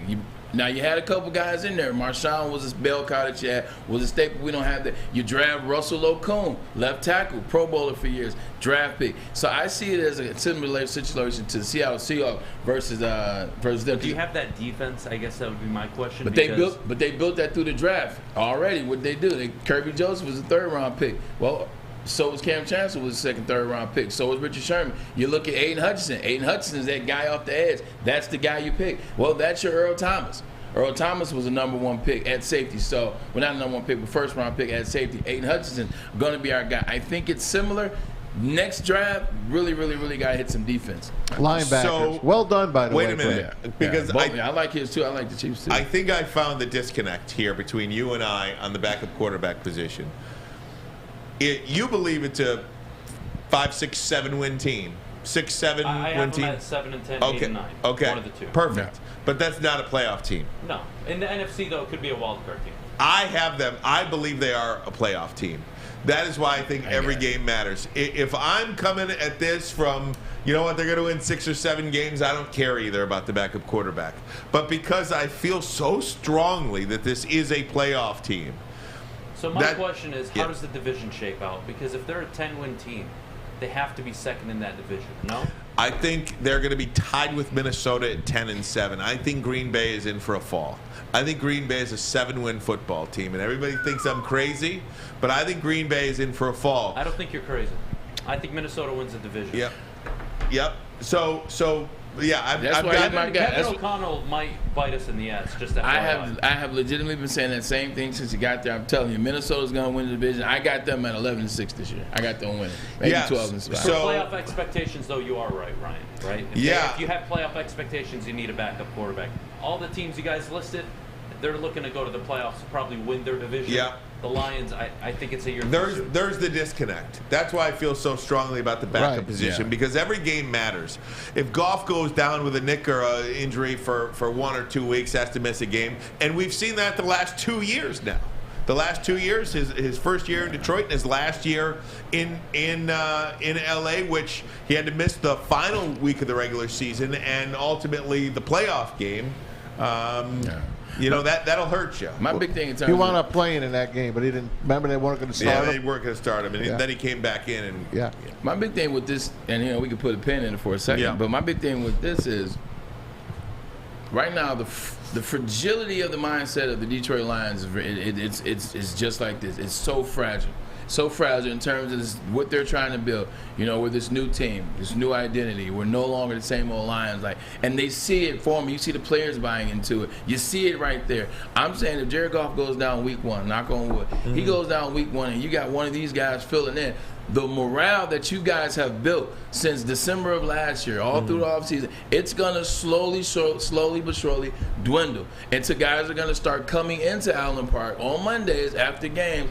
Like, oh, another loss. Who we got this week? Oh, shoot, we got the Cowboys. Damn, another loss. Oh, we got Buffalo Bills. And now everything that you built so far in the offseason and the steam that you had on Hard Knocks and all that, that's going to slowly disappear. And I don't want those guys to have to go through that. And I get it. This isn't a playoff team, but that mindset is what they're trying to build, and that thing is very fragile. As a player, though, you can read the room. If Goff goes down, let's say you're a wide receiver on this team right now. It's over.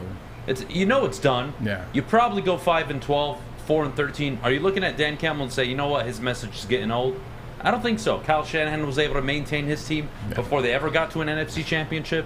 If you know what the hell you're doing as a head coach, it's a non-issue. Very true. But if you're fighting, if you're going 8-9, if you're going 7-10, if you're in games, then you can kind of keep that because you can see it. You can still see it on the precipice, and then your excuse can be, well, we lost Jared Goff, so if we had Jared, we got that. But if that's not the case, if you're 2-15, if you're getting blown out every game, like Darren Campbell's message, yes, it does get lost in translation because sometimes what you see is what you get. Let's put a pin in that conversation now. We're going to go to your Top 10 Thursdays. We'll do that next. But first, a message from SMA. I got so caught dialed in. The Sports Marketing Agency helps awareness. I'm talking about spreading awareness of mental health as well as addiction. Look, everybody wants to have the conversation. You or somebody might be going through these things. SMA does an amazing job of having the conversation, giving you information, giving you content so that you can see the things that you may struggle with, so you can see it illustrated in a certain way. Trust me, Sean Jordan and NFL Alumni Association of Detroit do an amazing job. Their new podcast, This is the F Word, and the F Word stands for fentanyl, talks about addiction. It talks about these conversations. So go to thesportsma.com if you or anyone that you may know needs help, wants to have these conversations, or just wants to get help, wants to get information. thesportsma.com. Life is full of hard choices. We're here to make one of life's biggest decisions as simple as possible. My name is Christina Gennari, and for over 20 years, I've helped hundreds of families buy and sell homes.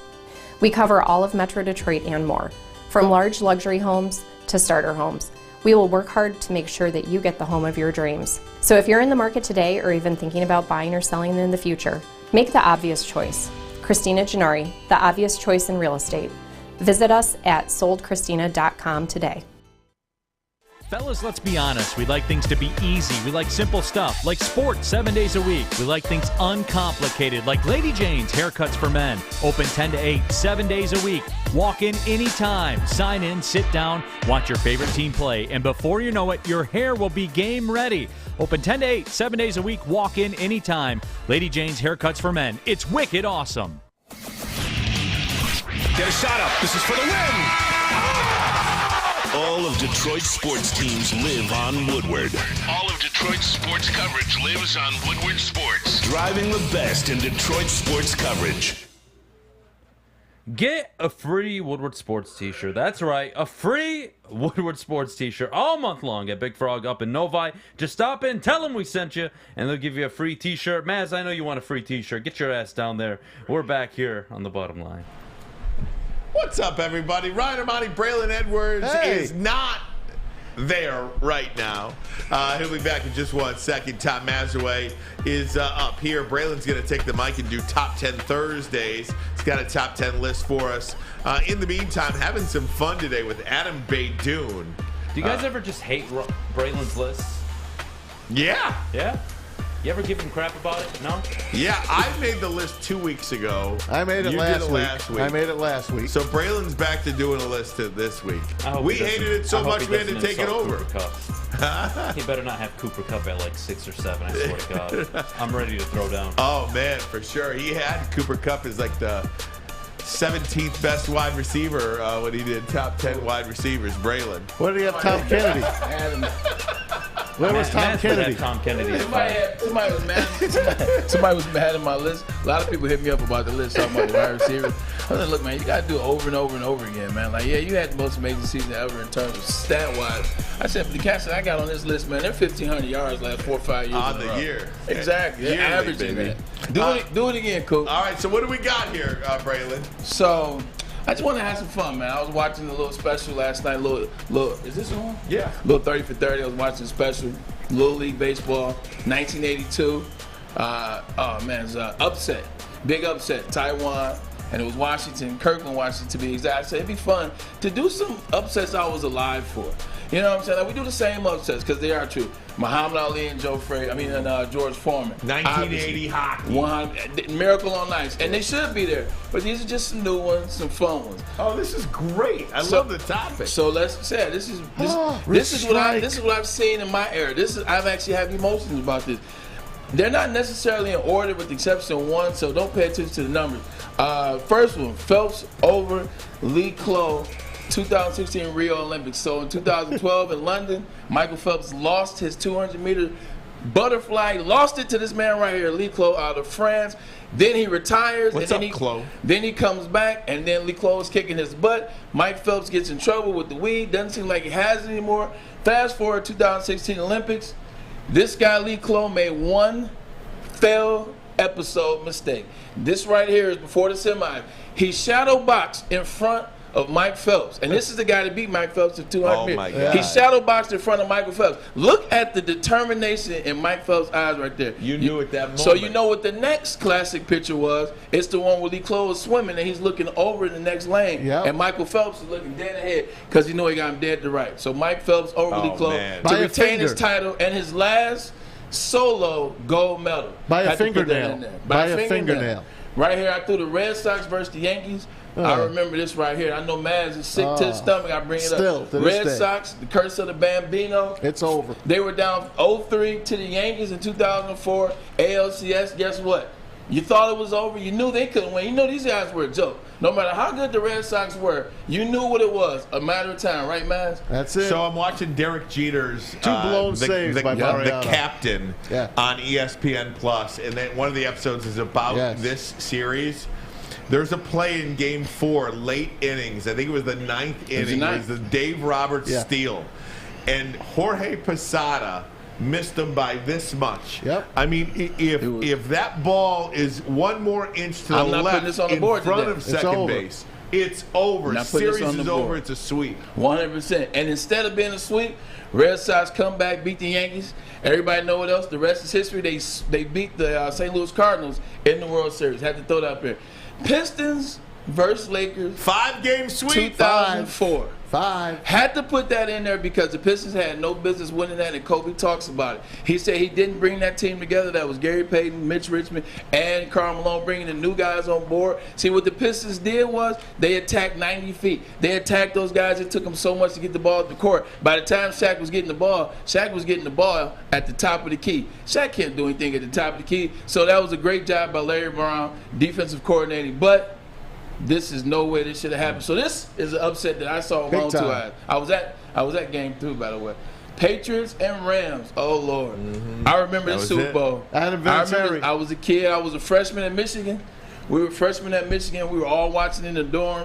Watching in the dorm. There was no way that this team with this quarterback that was drafted 199 wasn't good enough to be a first-round quarterback. There was no way this team was going to be the greatest show on turf. 14-point underdog. The greatest show on turf. I got that written down right there. 14. Good job, buddy. 14-point underdog by the time the game started. Okay. 14-point underdogs, 10.5 by the time the game started. The Rams' greatest show on turf. Marshall Faulk, Isaac King, Isaac Bruce, Torrey Hope, Kurt Warner. How many Hall of Fames have I named? Guess what? Patriots get the job done. Rams lose the Super Bowl. You know what I remember about that game? Mike Martz was the coach, by the way. Well, yeah, but I knew the Patriots were going to win when they announced the St. Louis Rams one by one to come out of the tunnel. And then all of a sudden you hear the public address announcer say, the New England Patriots have elected to come out as a team. I knew they were going to win at that moment. You know whose last game that was, right? Pat Summerall. John Madden. Here we go. Pat Summerall, John Madden. Patriots come back, beat the Rams. Super Bowl 36. Rich Strike. This one just happened, folks. That's great. This one just happened, folks. That's freaking great. The Kentucky Derby this year. Yes. The second greatest odds ever. 80-1. The horse was bought for $40,000 6 months prior to that. The horse entered the race 11 a.m. on Saturday. It's the best thing I've ever seen. Maz, you got any comments on that? It's phenomenal. I probably watched it 150 times. He hasn't won since. But he won that one. He might win the Breeders' Cup, so stay tuned. Now, the Breeders' Cup, that's not involved in like a... It's not a triple crown, but it's the biggest day in horse racing. Why is it the biggest day It's their Super Bowl. All the biggest races are run in November, those 2 days in November. This year at Keeneland in Kentucky. Kentucky. Okay, this is what I'd like to do. We're coming up against it. I'd like to take a break. How we liking it so far? I think this is phenomenal. I love this list. Okay, I appreciate it. I love this list. And I think the way in which you're doing the list is fun, too, in your lifetime, because the same old upsets are the same old upsets. I was alive for this stuff, man. I love this stuff. So let's do this. Let's take a break. We'll do 5 through 1 or 1 through 5, however you want to do it. We'll do that next. But first, a message from the Foaling Warehouse. In Hamtramck, couple ways to play this great game of football and bowling. $12 unlimited open play or a private lane reservation. 10 or 12 of your closest friends run you $120, but you get it for 2 hours, so less than $10 per person. Name a drink, they'll make it for you because they've got multiple full bars and over 100 beers to offer you. The $2 mystery beer machine as well. Bring your own food in, have it delivered. They don't care. Ask for Chris Hutt. Ask for Noni Hutt. Tell them Maz and the gang at Woodward Sports Center. Get your foal on at foalingwarehouse.com. It's a great day to get some Centron in your life. Okay. There it is. Centron. Here we go. Got to grab the cranberry. Oh, wait. It's 2 for $4. Got to double up with the classic as well. Centron World, baby. Centron, available at select Kroger's, and if you want to know how, go to @CentronWorld.com. You get dope like me.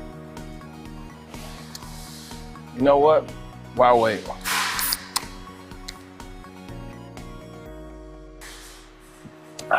Great taste, guaranteed.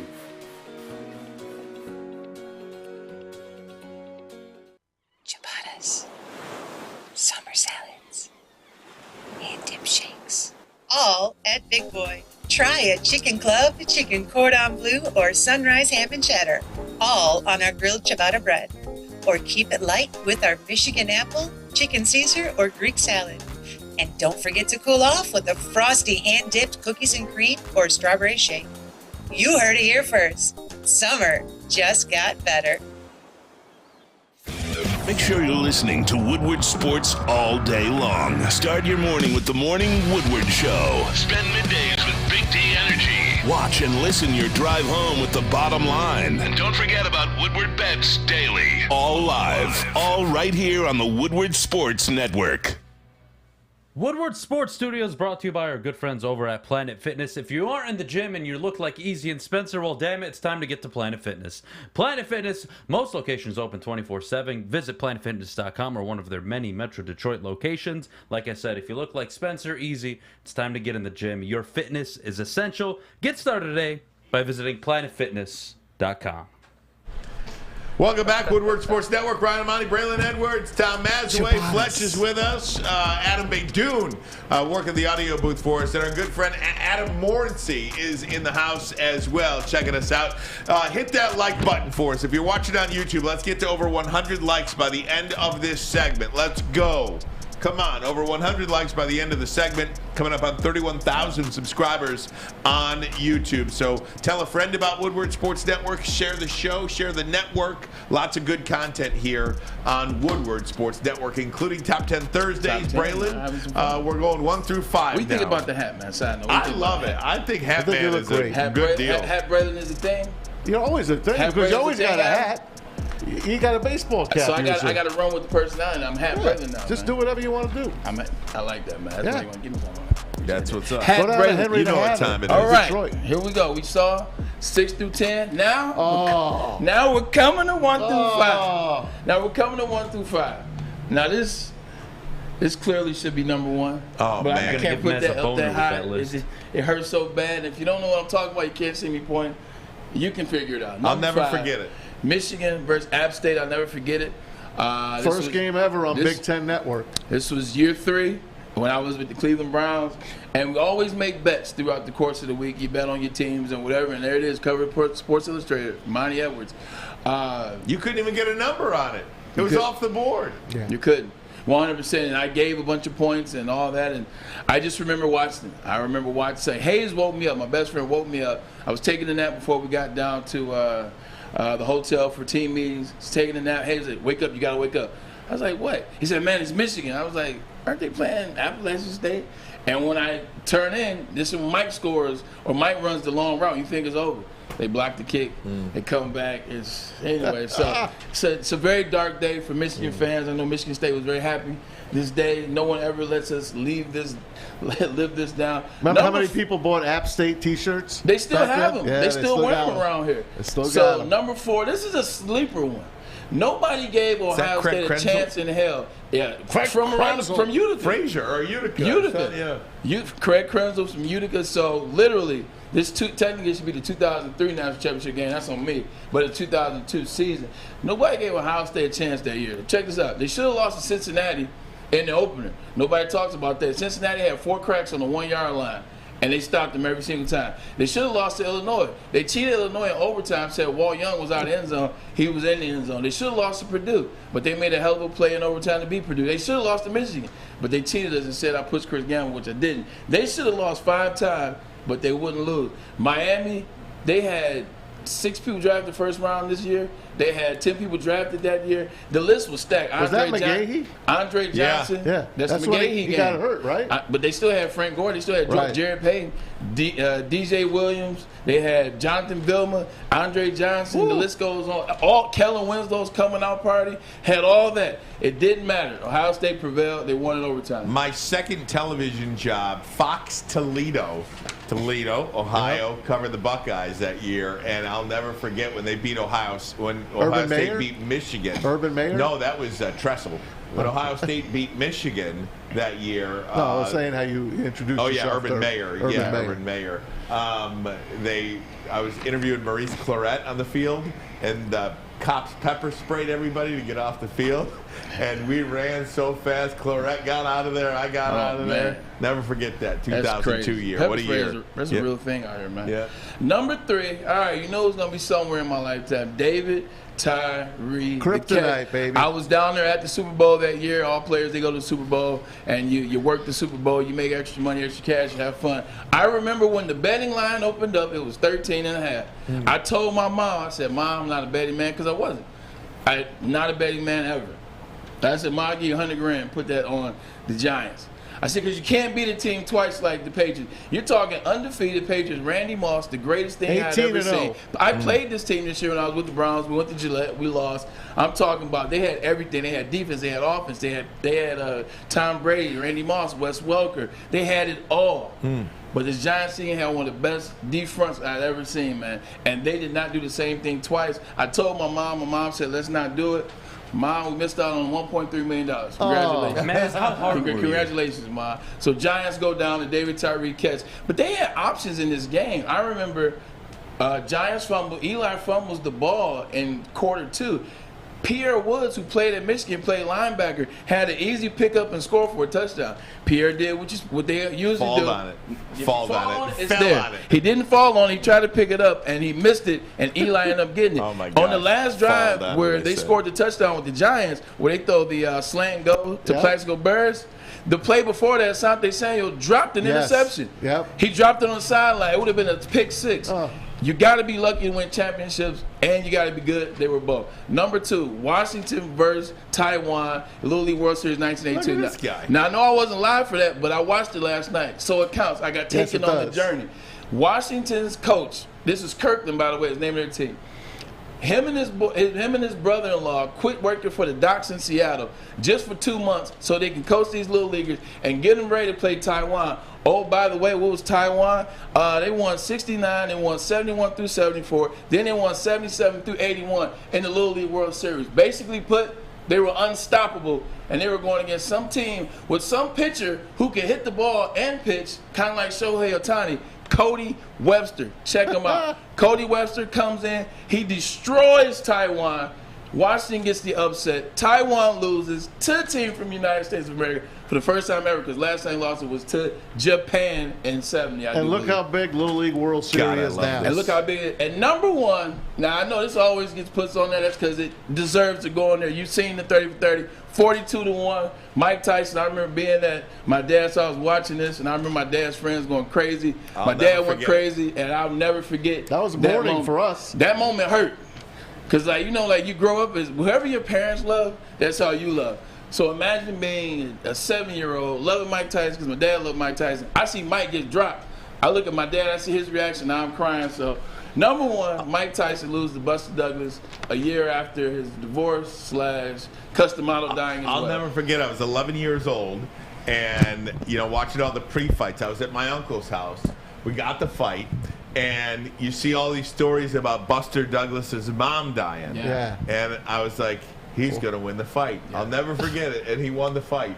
It was unbelievable. You see Tyson grabbing for that mouth guard. You'll never forget it. A couple people on here are like, no miracle on ice.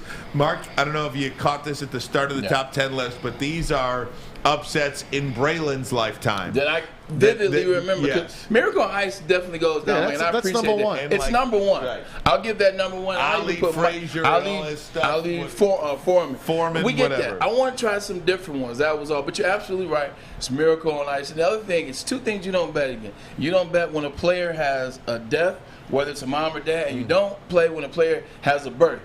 All these green jackets, there's been 5 green jackets that have happened as soon as a guy has a baby that weekend. You're right. You don't bet on death and you don't bet on life. There is one that we have an honorable mention for on this list, and it is another one in college football. Oh, man. The Kick 6. Remember that? Auburn, Alabama? Yep. That was December of 2012. And the championship game was 2013 because Auburn loses to Florida State. There's a great call of that. Matter of fact, I saw it this week. Someone put it up there for the hell of it. Watched it. You get the goosebumps every single time. And a couple of people put the fumbled snap Michigan State game. Yep. I don't consider that an upset. That was a crazy final play.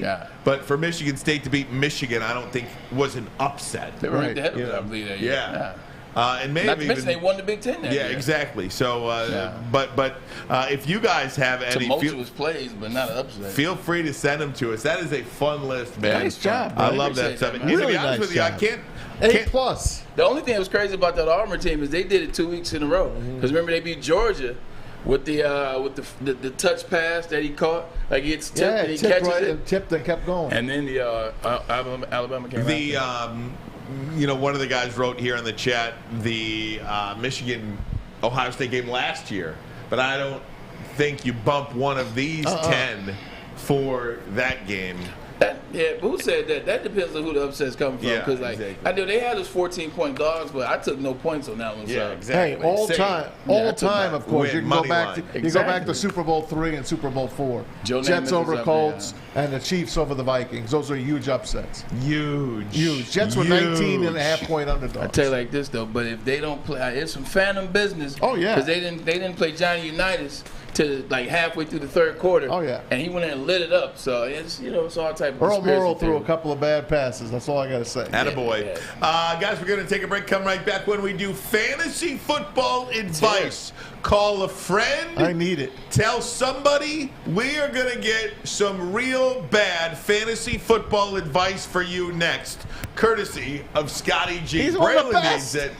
Adam says he's terrible, so we're going to dub this We can let them hash it out on there. Real bad fantasy football advice coming your way. Coming up next. But first, Sorry, a message Scotty. from Les Stanford Chevrolet Cadillac. If you want a Cadillac today, head on over to Les Stanford Chevrolet Cadillac today, because you can drive off in a new Caddy. They have them on the lot right now. Also, if you want a Chevy, man, head on down there as well. Check them out. They've got allocation coming in, lease or purchase of new vehicles. Just head on down. Also, 300 pre-owned cars on their lot right now. All makes, all models, all years. Some with less than 500 miles on them, so they're like new. Head over to lesstanford.com. lesstanford.com.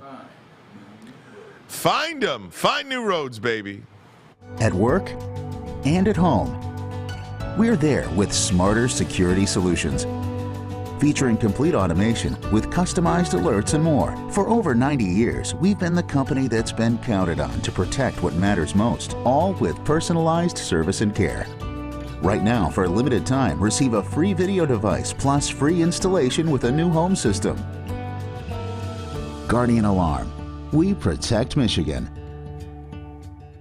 Hey, it's Scott from the Woodward Bet Show. It's Thursday. We get to talk some football. We get to talk some baseball. And we're going to be heading into the weekend and getting ready for our fantasy draft. So you guys are going to have to make sure you come check us out at 4:30 at the Woodward Bets YouTube page. You guys also got to make sure you get over to that app store and download oddstrader.com. It's got live scoring, play-by-play updates, the best place to check all the odds of sports books right in the palm of your hand. But hey, let's get to them fun coupons. That's what we like, fun coupons. But listen, I might surprise you today. I'm going to take the A's to beat the Yankees. Yeah, that's right. Yankees just came off a pretty emotional series with the Mets. Have to travel all the way across the country to Oakland. Caprillion been pitching pretty well. Sounds good to me. Oddstrader.com, Woodward Bets. Check it out. The only sports network in Detroit that starts with a W. You know, because we win. Woodward Sports, Detroit's winning sports network. At Alta, uptime matters, and believe me, Maz, Ryan, and Braylon all know a thing or two about uptime. They have all the equipment you need to get the job done. Have a big project coming up? Alta Rent has you covered. Call them today, 844. Go to Alta. That's 844. Go to Alta today. Alta. Do we got Scotty G on the phone? All right, let's bring him up. Scotty G, Woodward Bets. Scotty, right off the bat, let's get this Where's right. Adam? Let's get this over with. Yeah. I have been told that you give the worst fantasy football advice of all time, courtesy of the great Adam Baydoun. How would you like to respond to this? Well, he's sitting behind the controls, and you guys are asking me questions, so we obviously all know the answer. Adam, you got anything you want to say? Adam's drafted Deshaun Watson in the first round. He put it together, and he obviously decided, when he put himself in the East Division, he put Scotty G in the West Division, and then he decided to mix them up. All right, first of all, buddy. Here it buddy, comes. You have Robbie Anderson, Tyler I don't know his name, Isaiah McKenzie, Albert Ugu-fucking-Bamu, and Khalil Herbert in front of Joe Burrow, Dak Prescott, Tyler Boyd, and Aaron Rodgers on your fantasy top 150 players list. What the hell you want me to do for you, huh? Hey, you know what? I'm taking shots at those receivers in those early mid-rounds there, but hey, it's a strategy I've used for years. There's certain things I do during drafts. That's what I like to do, just depending on what site we're on. But since we're playing on ESPN, just make sure, Adam, you don't fall along that ADP numbers, because that's just recipe for disaster, buddy.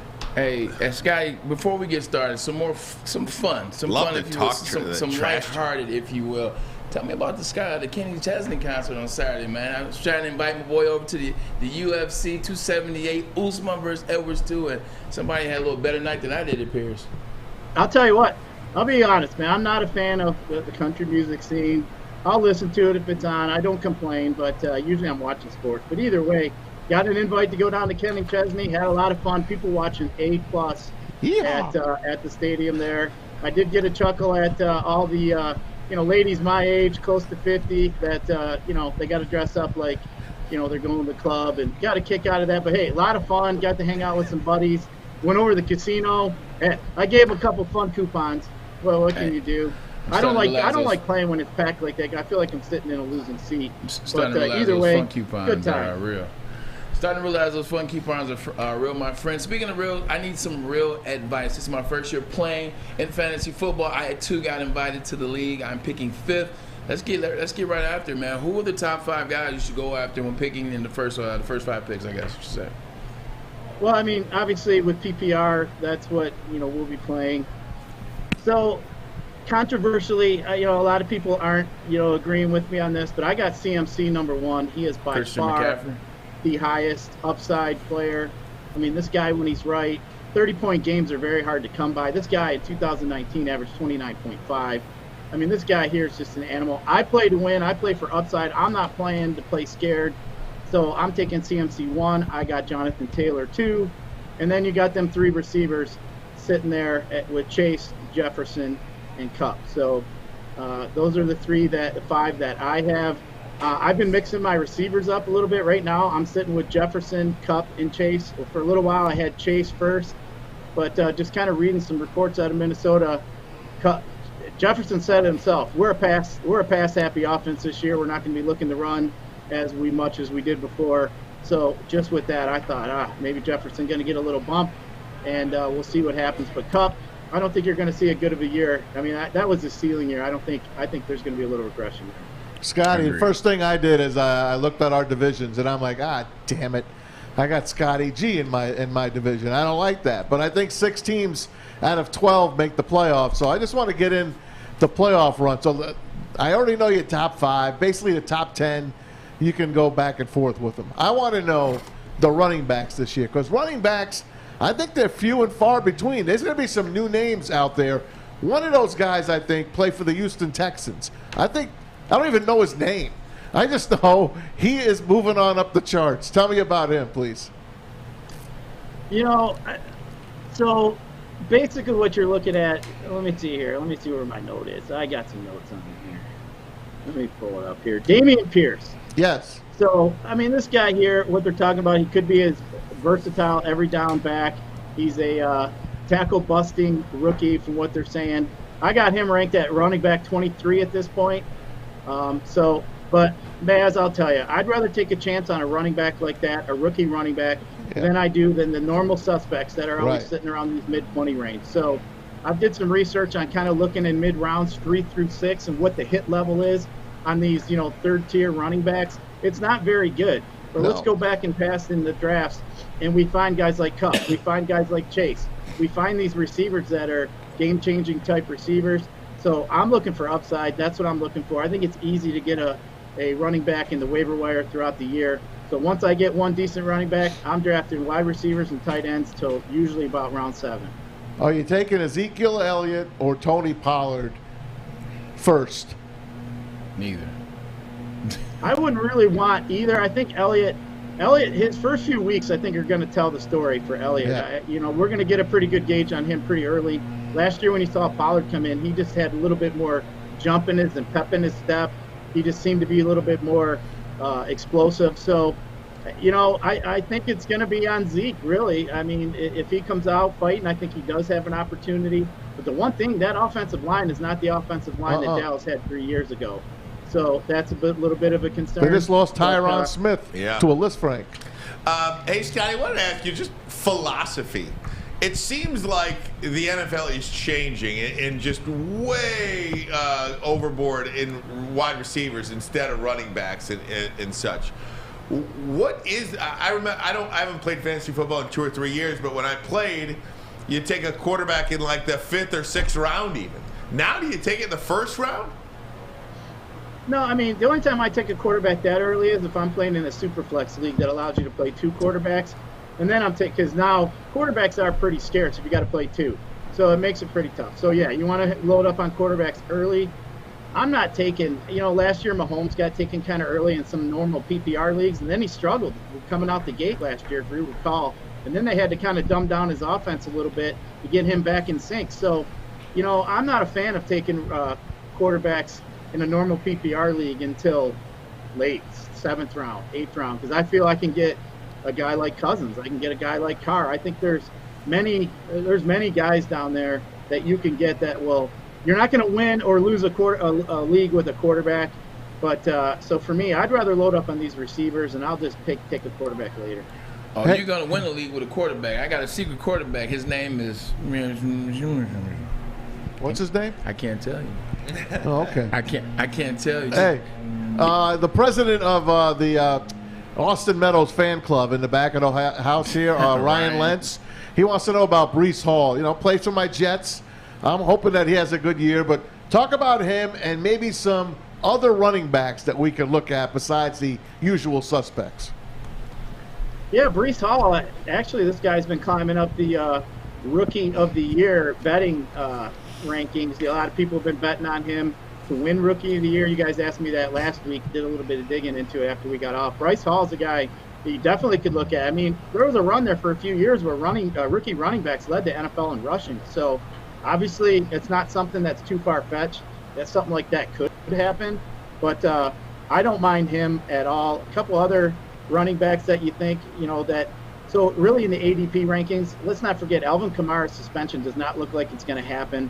A lot of guys have him like in the 20th ranking ADPs. I think you should be able to get him a little bit higher, or I would take him a little bit higher.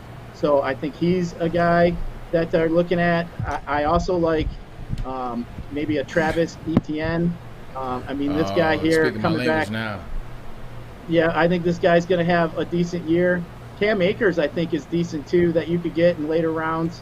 But you just got to be careful. I mean, every year these guys, I'm not taking a guy like Devin Singletary or Montgomery or, I'll let somebody else take that trouble and that headache. I don't think there's any upside there. So I'd just rather take a shot at a receiver who may be good, maybe like a Terry McLaurin that's now got a new, quarterback over there. So, there's just certain things, that I think about. I shoot for the home runs. And I'll fill in the holes later during the waiver wire. Here's a home run for you. Final thing. Where would you take Deshaun Watson? Coming back week 11, you're looking at, obviously you'd have to get to the playoffs. But if you could stick him as your playoff quarterback, you might surprise an awful lot of people. Yeah, I'm not a fan. I wouldn't draft him at all. I mean, if you wanted to and you wanted to wait late, we saw the guy struggle in preseason. He hasn't played in an NFL game in quite some time. The speed of the game, I think, would get to him right away. I mean, you can't duplicate that in practice. So I wouldn't even be on him. But I will say, that is important to look at that time of the year and toward the end. If you're not certain, you're uncertain about 2 guys, take a look at who in your playoff time, who the teams are he matches up against. Take a look at that. You don't want to play a guy in Green Bay that's a receiver in December.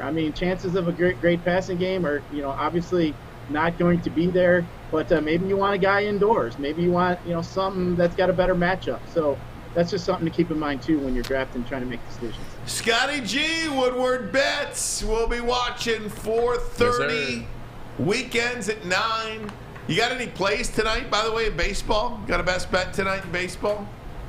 Yeah, I hate to do it to you, Maz. I got the A's tonight, Caprillion against the Yankees. I think the Yankees just came off a pretty emotional series with the Mets. They got to travel all the way across the country, go out to Oakland, I think you're going to see them being a little bit tired tonight. Braylon's been pitching well. I get them at plus 188. I'll take it.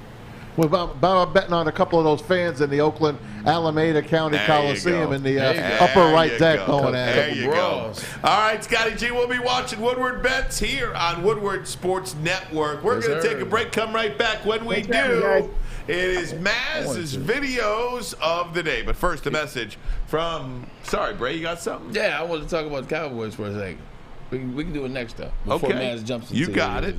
Come to Lady Jane's for an award-winning haircut experience and register for a once-in-a-lifetime opportunity to win the car of your dreams from Les Stanford Chevrolet Cadillac. Lady Jane's Haircuts for Men, open 7 days a week. Walk in anytime. No appointment necessary. It's wicked awesome. Wicked awesome. It took exploring 50 different formulas and hosting countless taste tests, but we believe Gypsy Vodka is the smoothest vodka on the market. Don't believe us? Ask the owners. We're Mike and Adam Kazanowski with High Five Spirits Distillery. We're in close to about 1,200 locations throughout Michigan. We wanted to create a brand that was geared more towards freedom, love, adventure, and at the end of the day, we really wanted to tell a story that inspired other people to take risk, follow their dreams, whatever that might be. Hey, this is Mr. Kearney, Chief Academic Officer at Academy of Warren. I want to welcome you to the brand new field house. The state-of-the-art facility has a regulation basketball court, volleyball court, soccer field. It can be used for 7-on-7 football. Our K-8 academic features AM, PM, latchkey, small classroom sizes, Learning Street, futuristic media center, free breakfast and lunch, Houghton Mifflin curriculum, academic games, K-8 athletics, and more. Enroll today at academywarren.net. We don't like to brag that we are the toughest sports network in Detroit, but we do have a guy named Darren McCarty on our side. Lemieux and McCarty, who've had a good knockdown drag up. There they go, right on the whistle. They were talking to one another. Woodward Sports.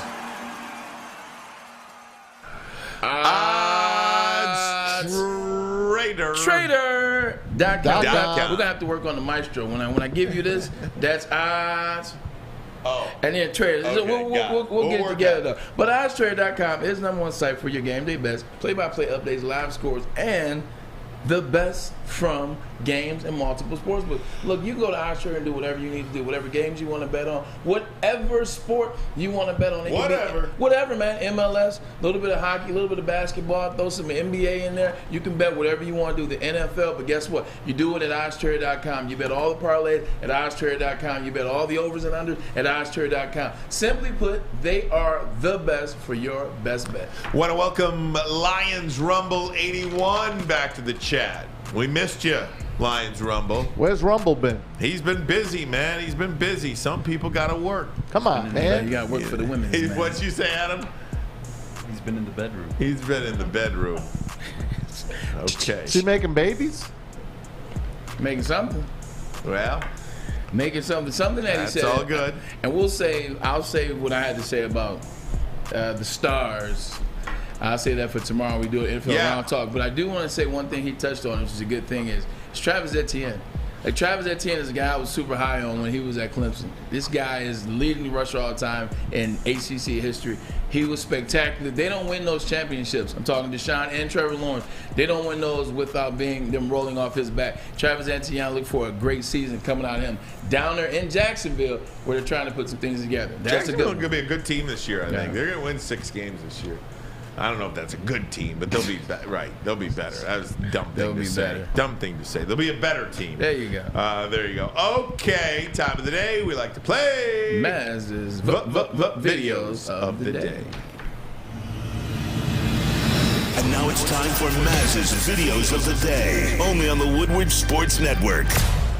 This guy can still play in the NFL.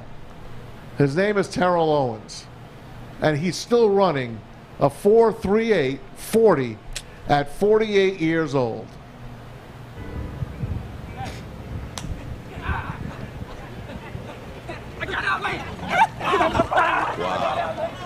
I don't even know if he was all out on that. Bray, can he still play? So here's the funny thing, too. One, that's not a 4.3, but, whatever guys... It didn't look like it. But, whatever guys want to say, I have nothing to say against him. We've talked about this before. And when we talked about it, I said, listen, You're showing me highlights of Terrell Owens going off against a high school DB. And by the way, the high school DB was still in phase. In phase means he's close to the ball. Was still in phase. But because T.O. is a Hall of Famer, T.O. made the catch. And I made the simple comment of saying, look, all that looks good on a high school DB. But when you put on pads, when you're talking 17 games now, you're talking an 18-week season, training camps and all that, no. T.O. He didn't like that. He didn't like it. He slid in your DM. He slid in my Twitter DM, and he said, I never paid you for a hater, but I guess I should have expected it. Look, T.O., like I told you then, I will tell you now.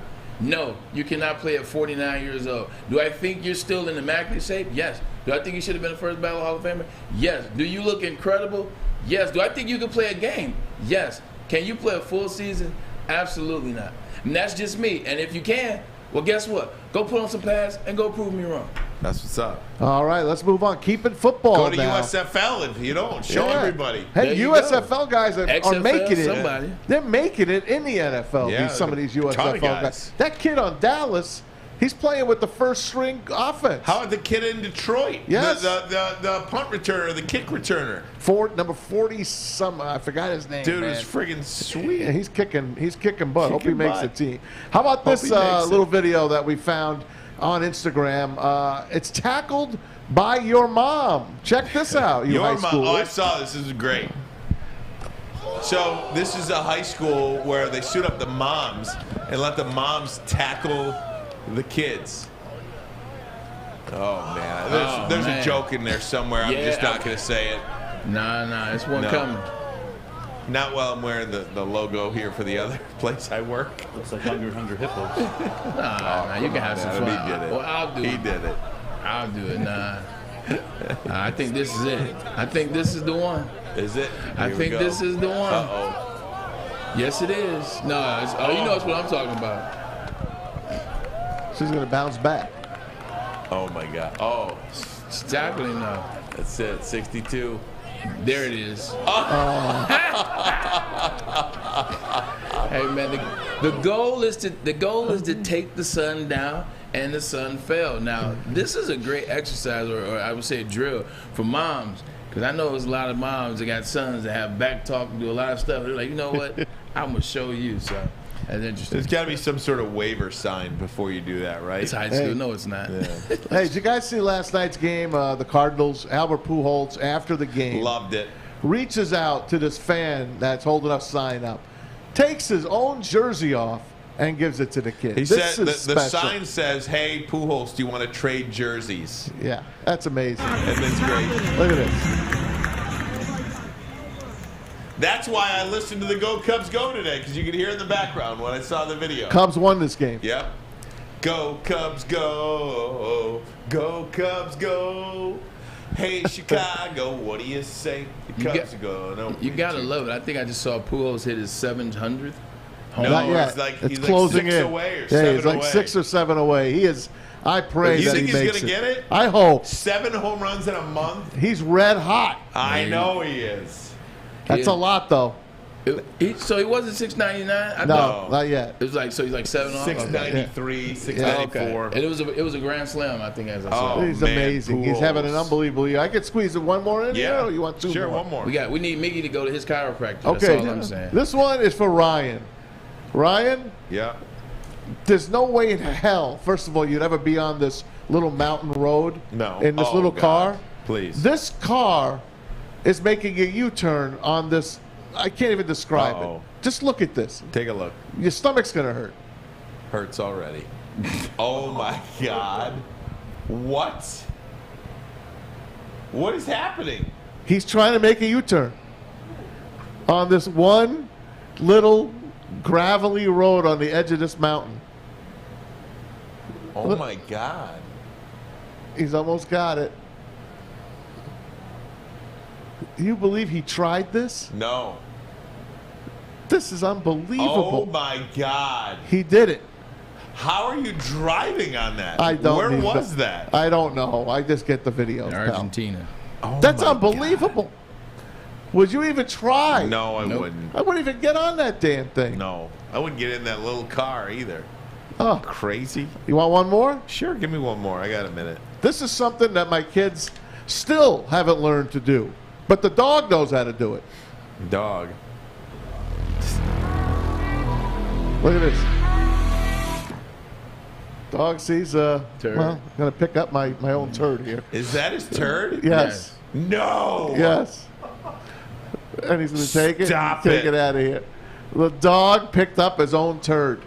Oh, my gosh. I don't care if it was set up or whatever. No, that dog is a hero. No, that's incredible. Like that, you know how many pieces of poop I've cleaned up in my life? I still do. Oh, man. That's why I don't even like my dog. Oh, leave Reese. Oh, poor little Reese. I picked up Reese's crap for you. I know. I appreciate it. You got it. Thank you. Like I just wonder this. Like we spoil our dogs to no end. I've spoiled my dogs for years upon years.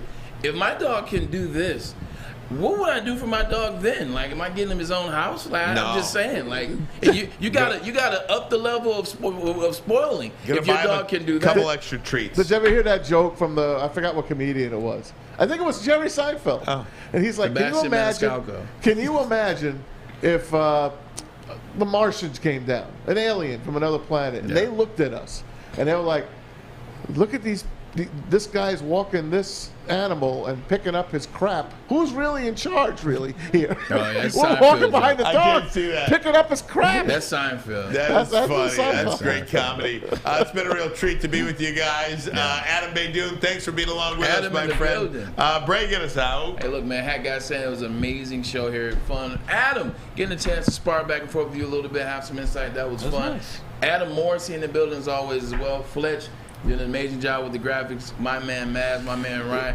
We're coming.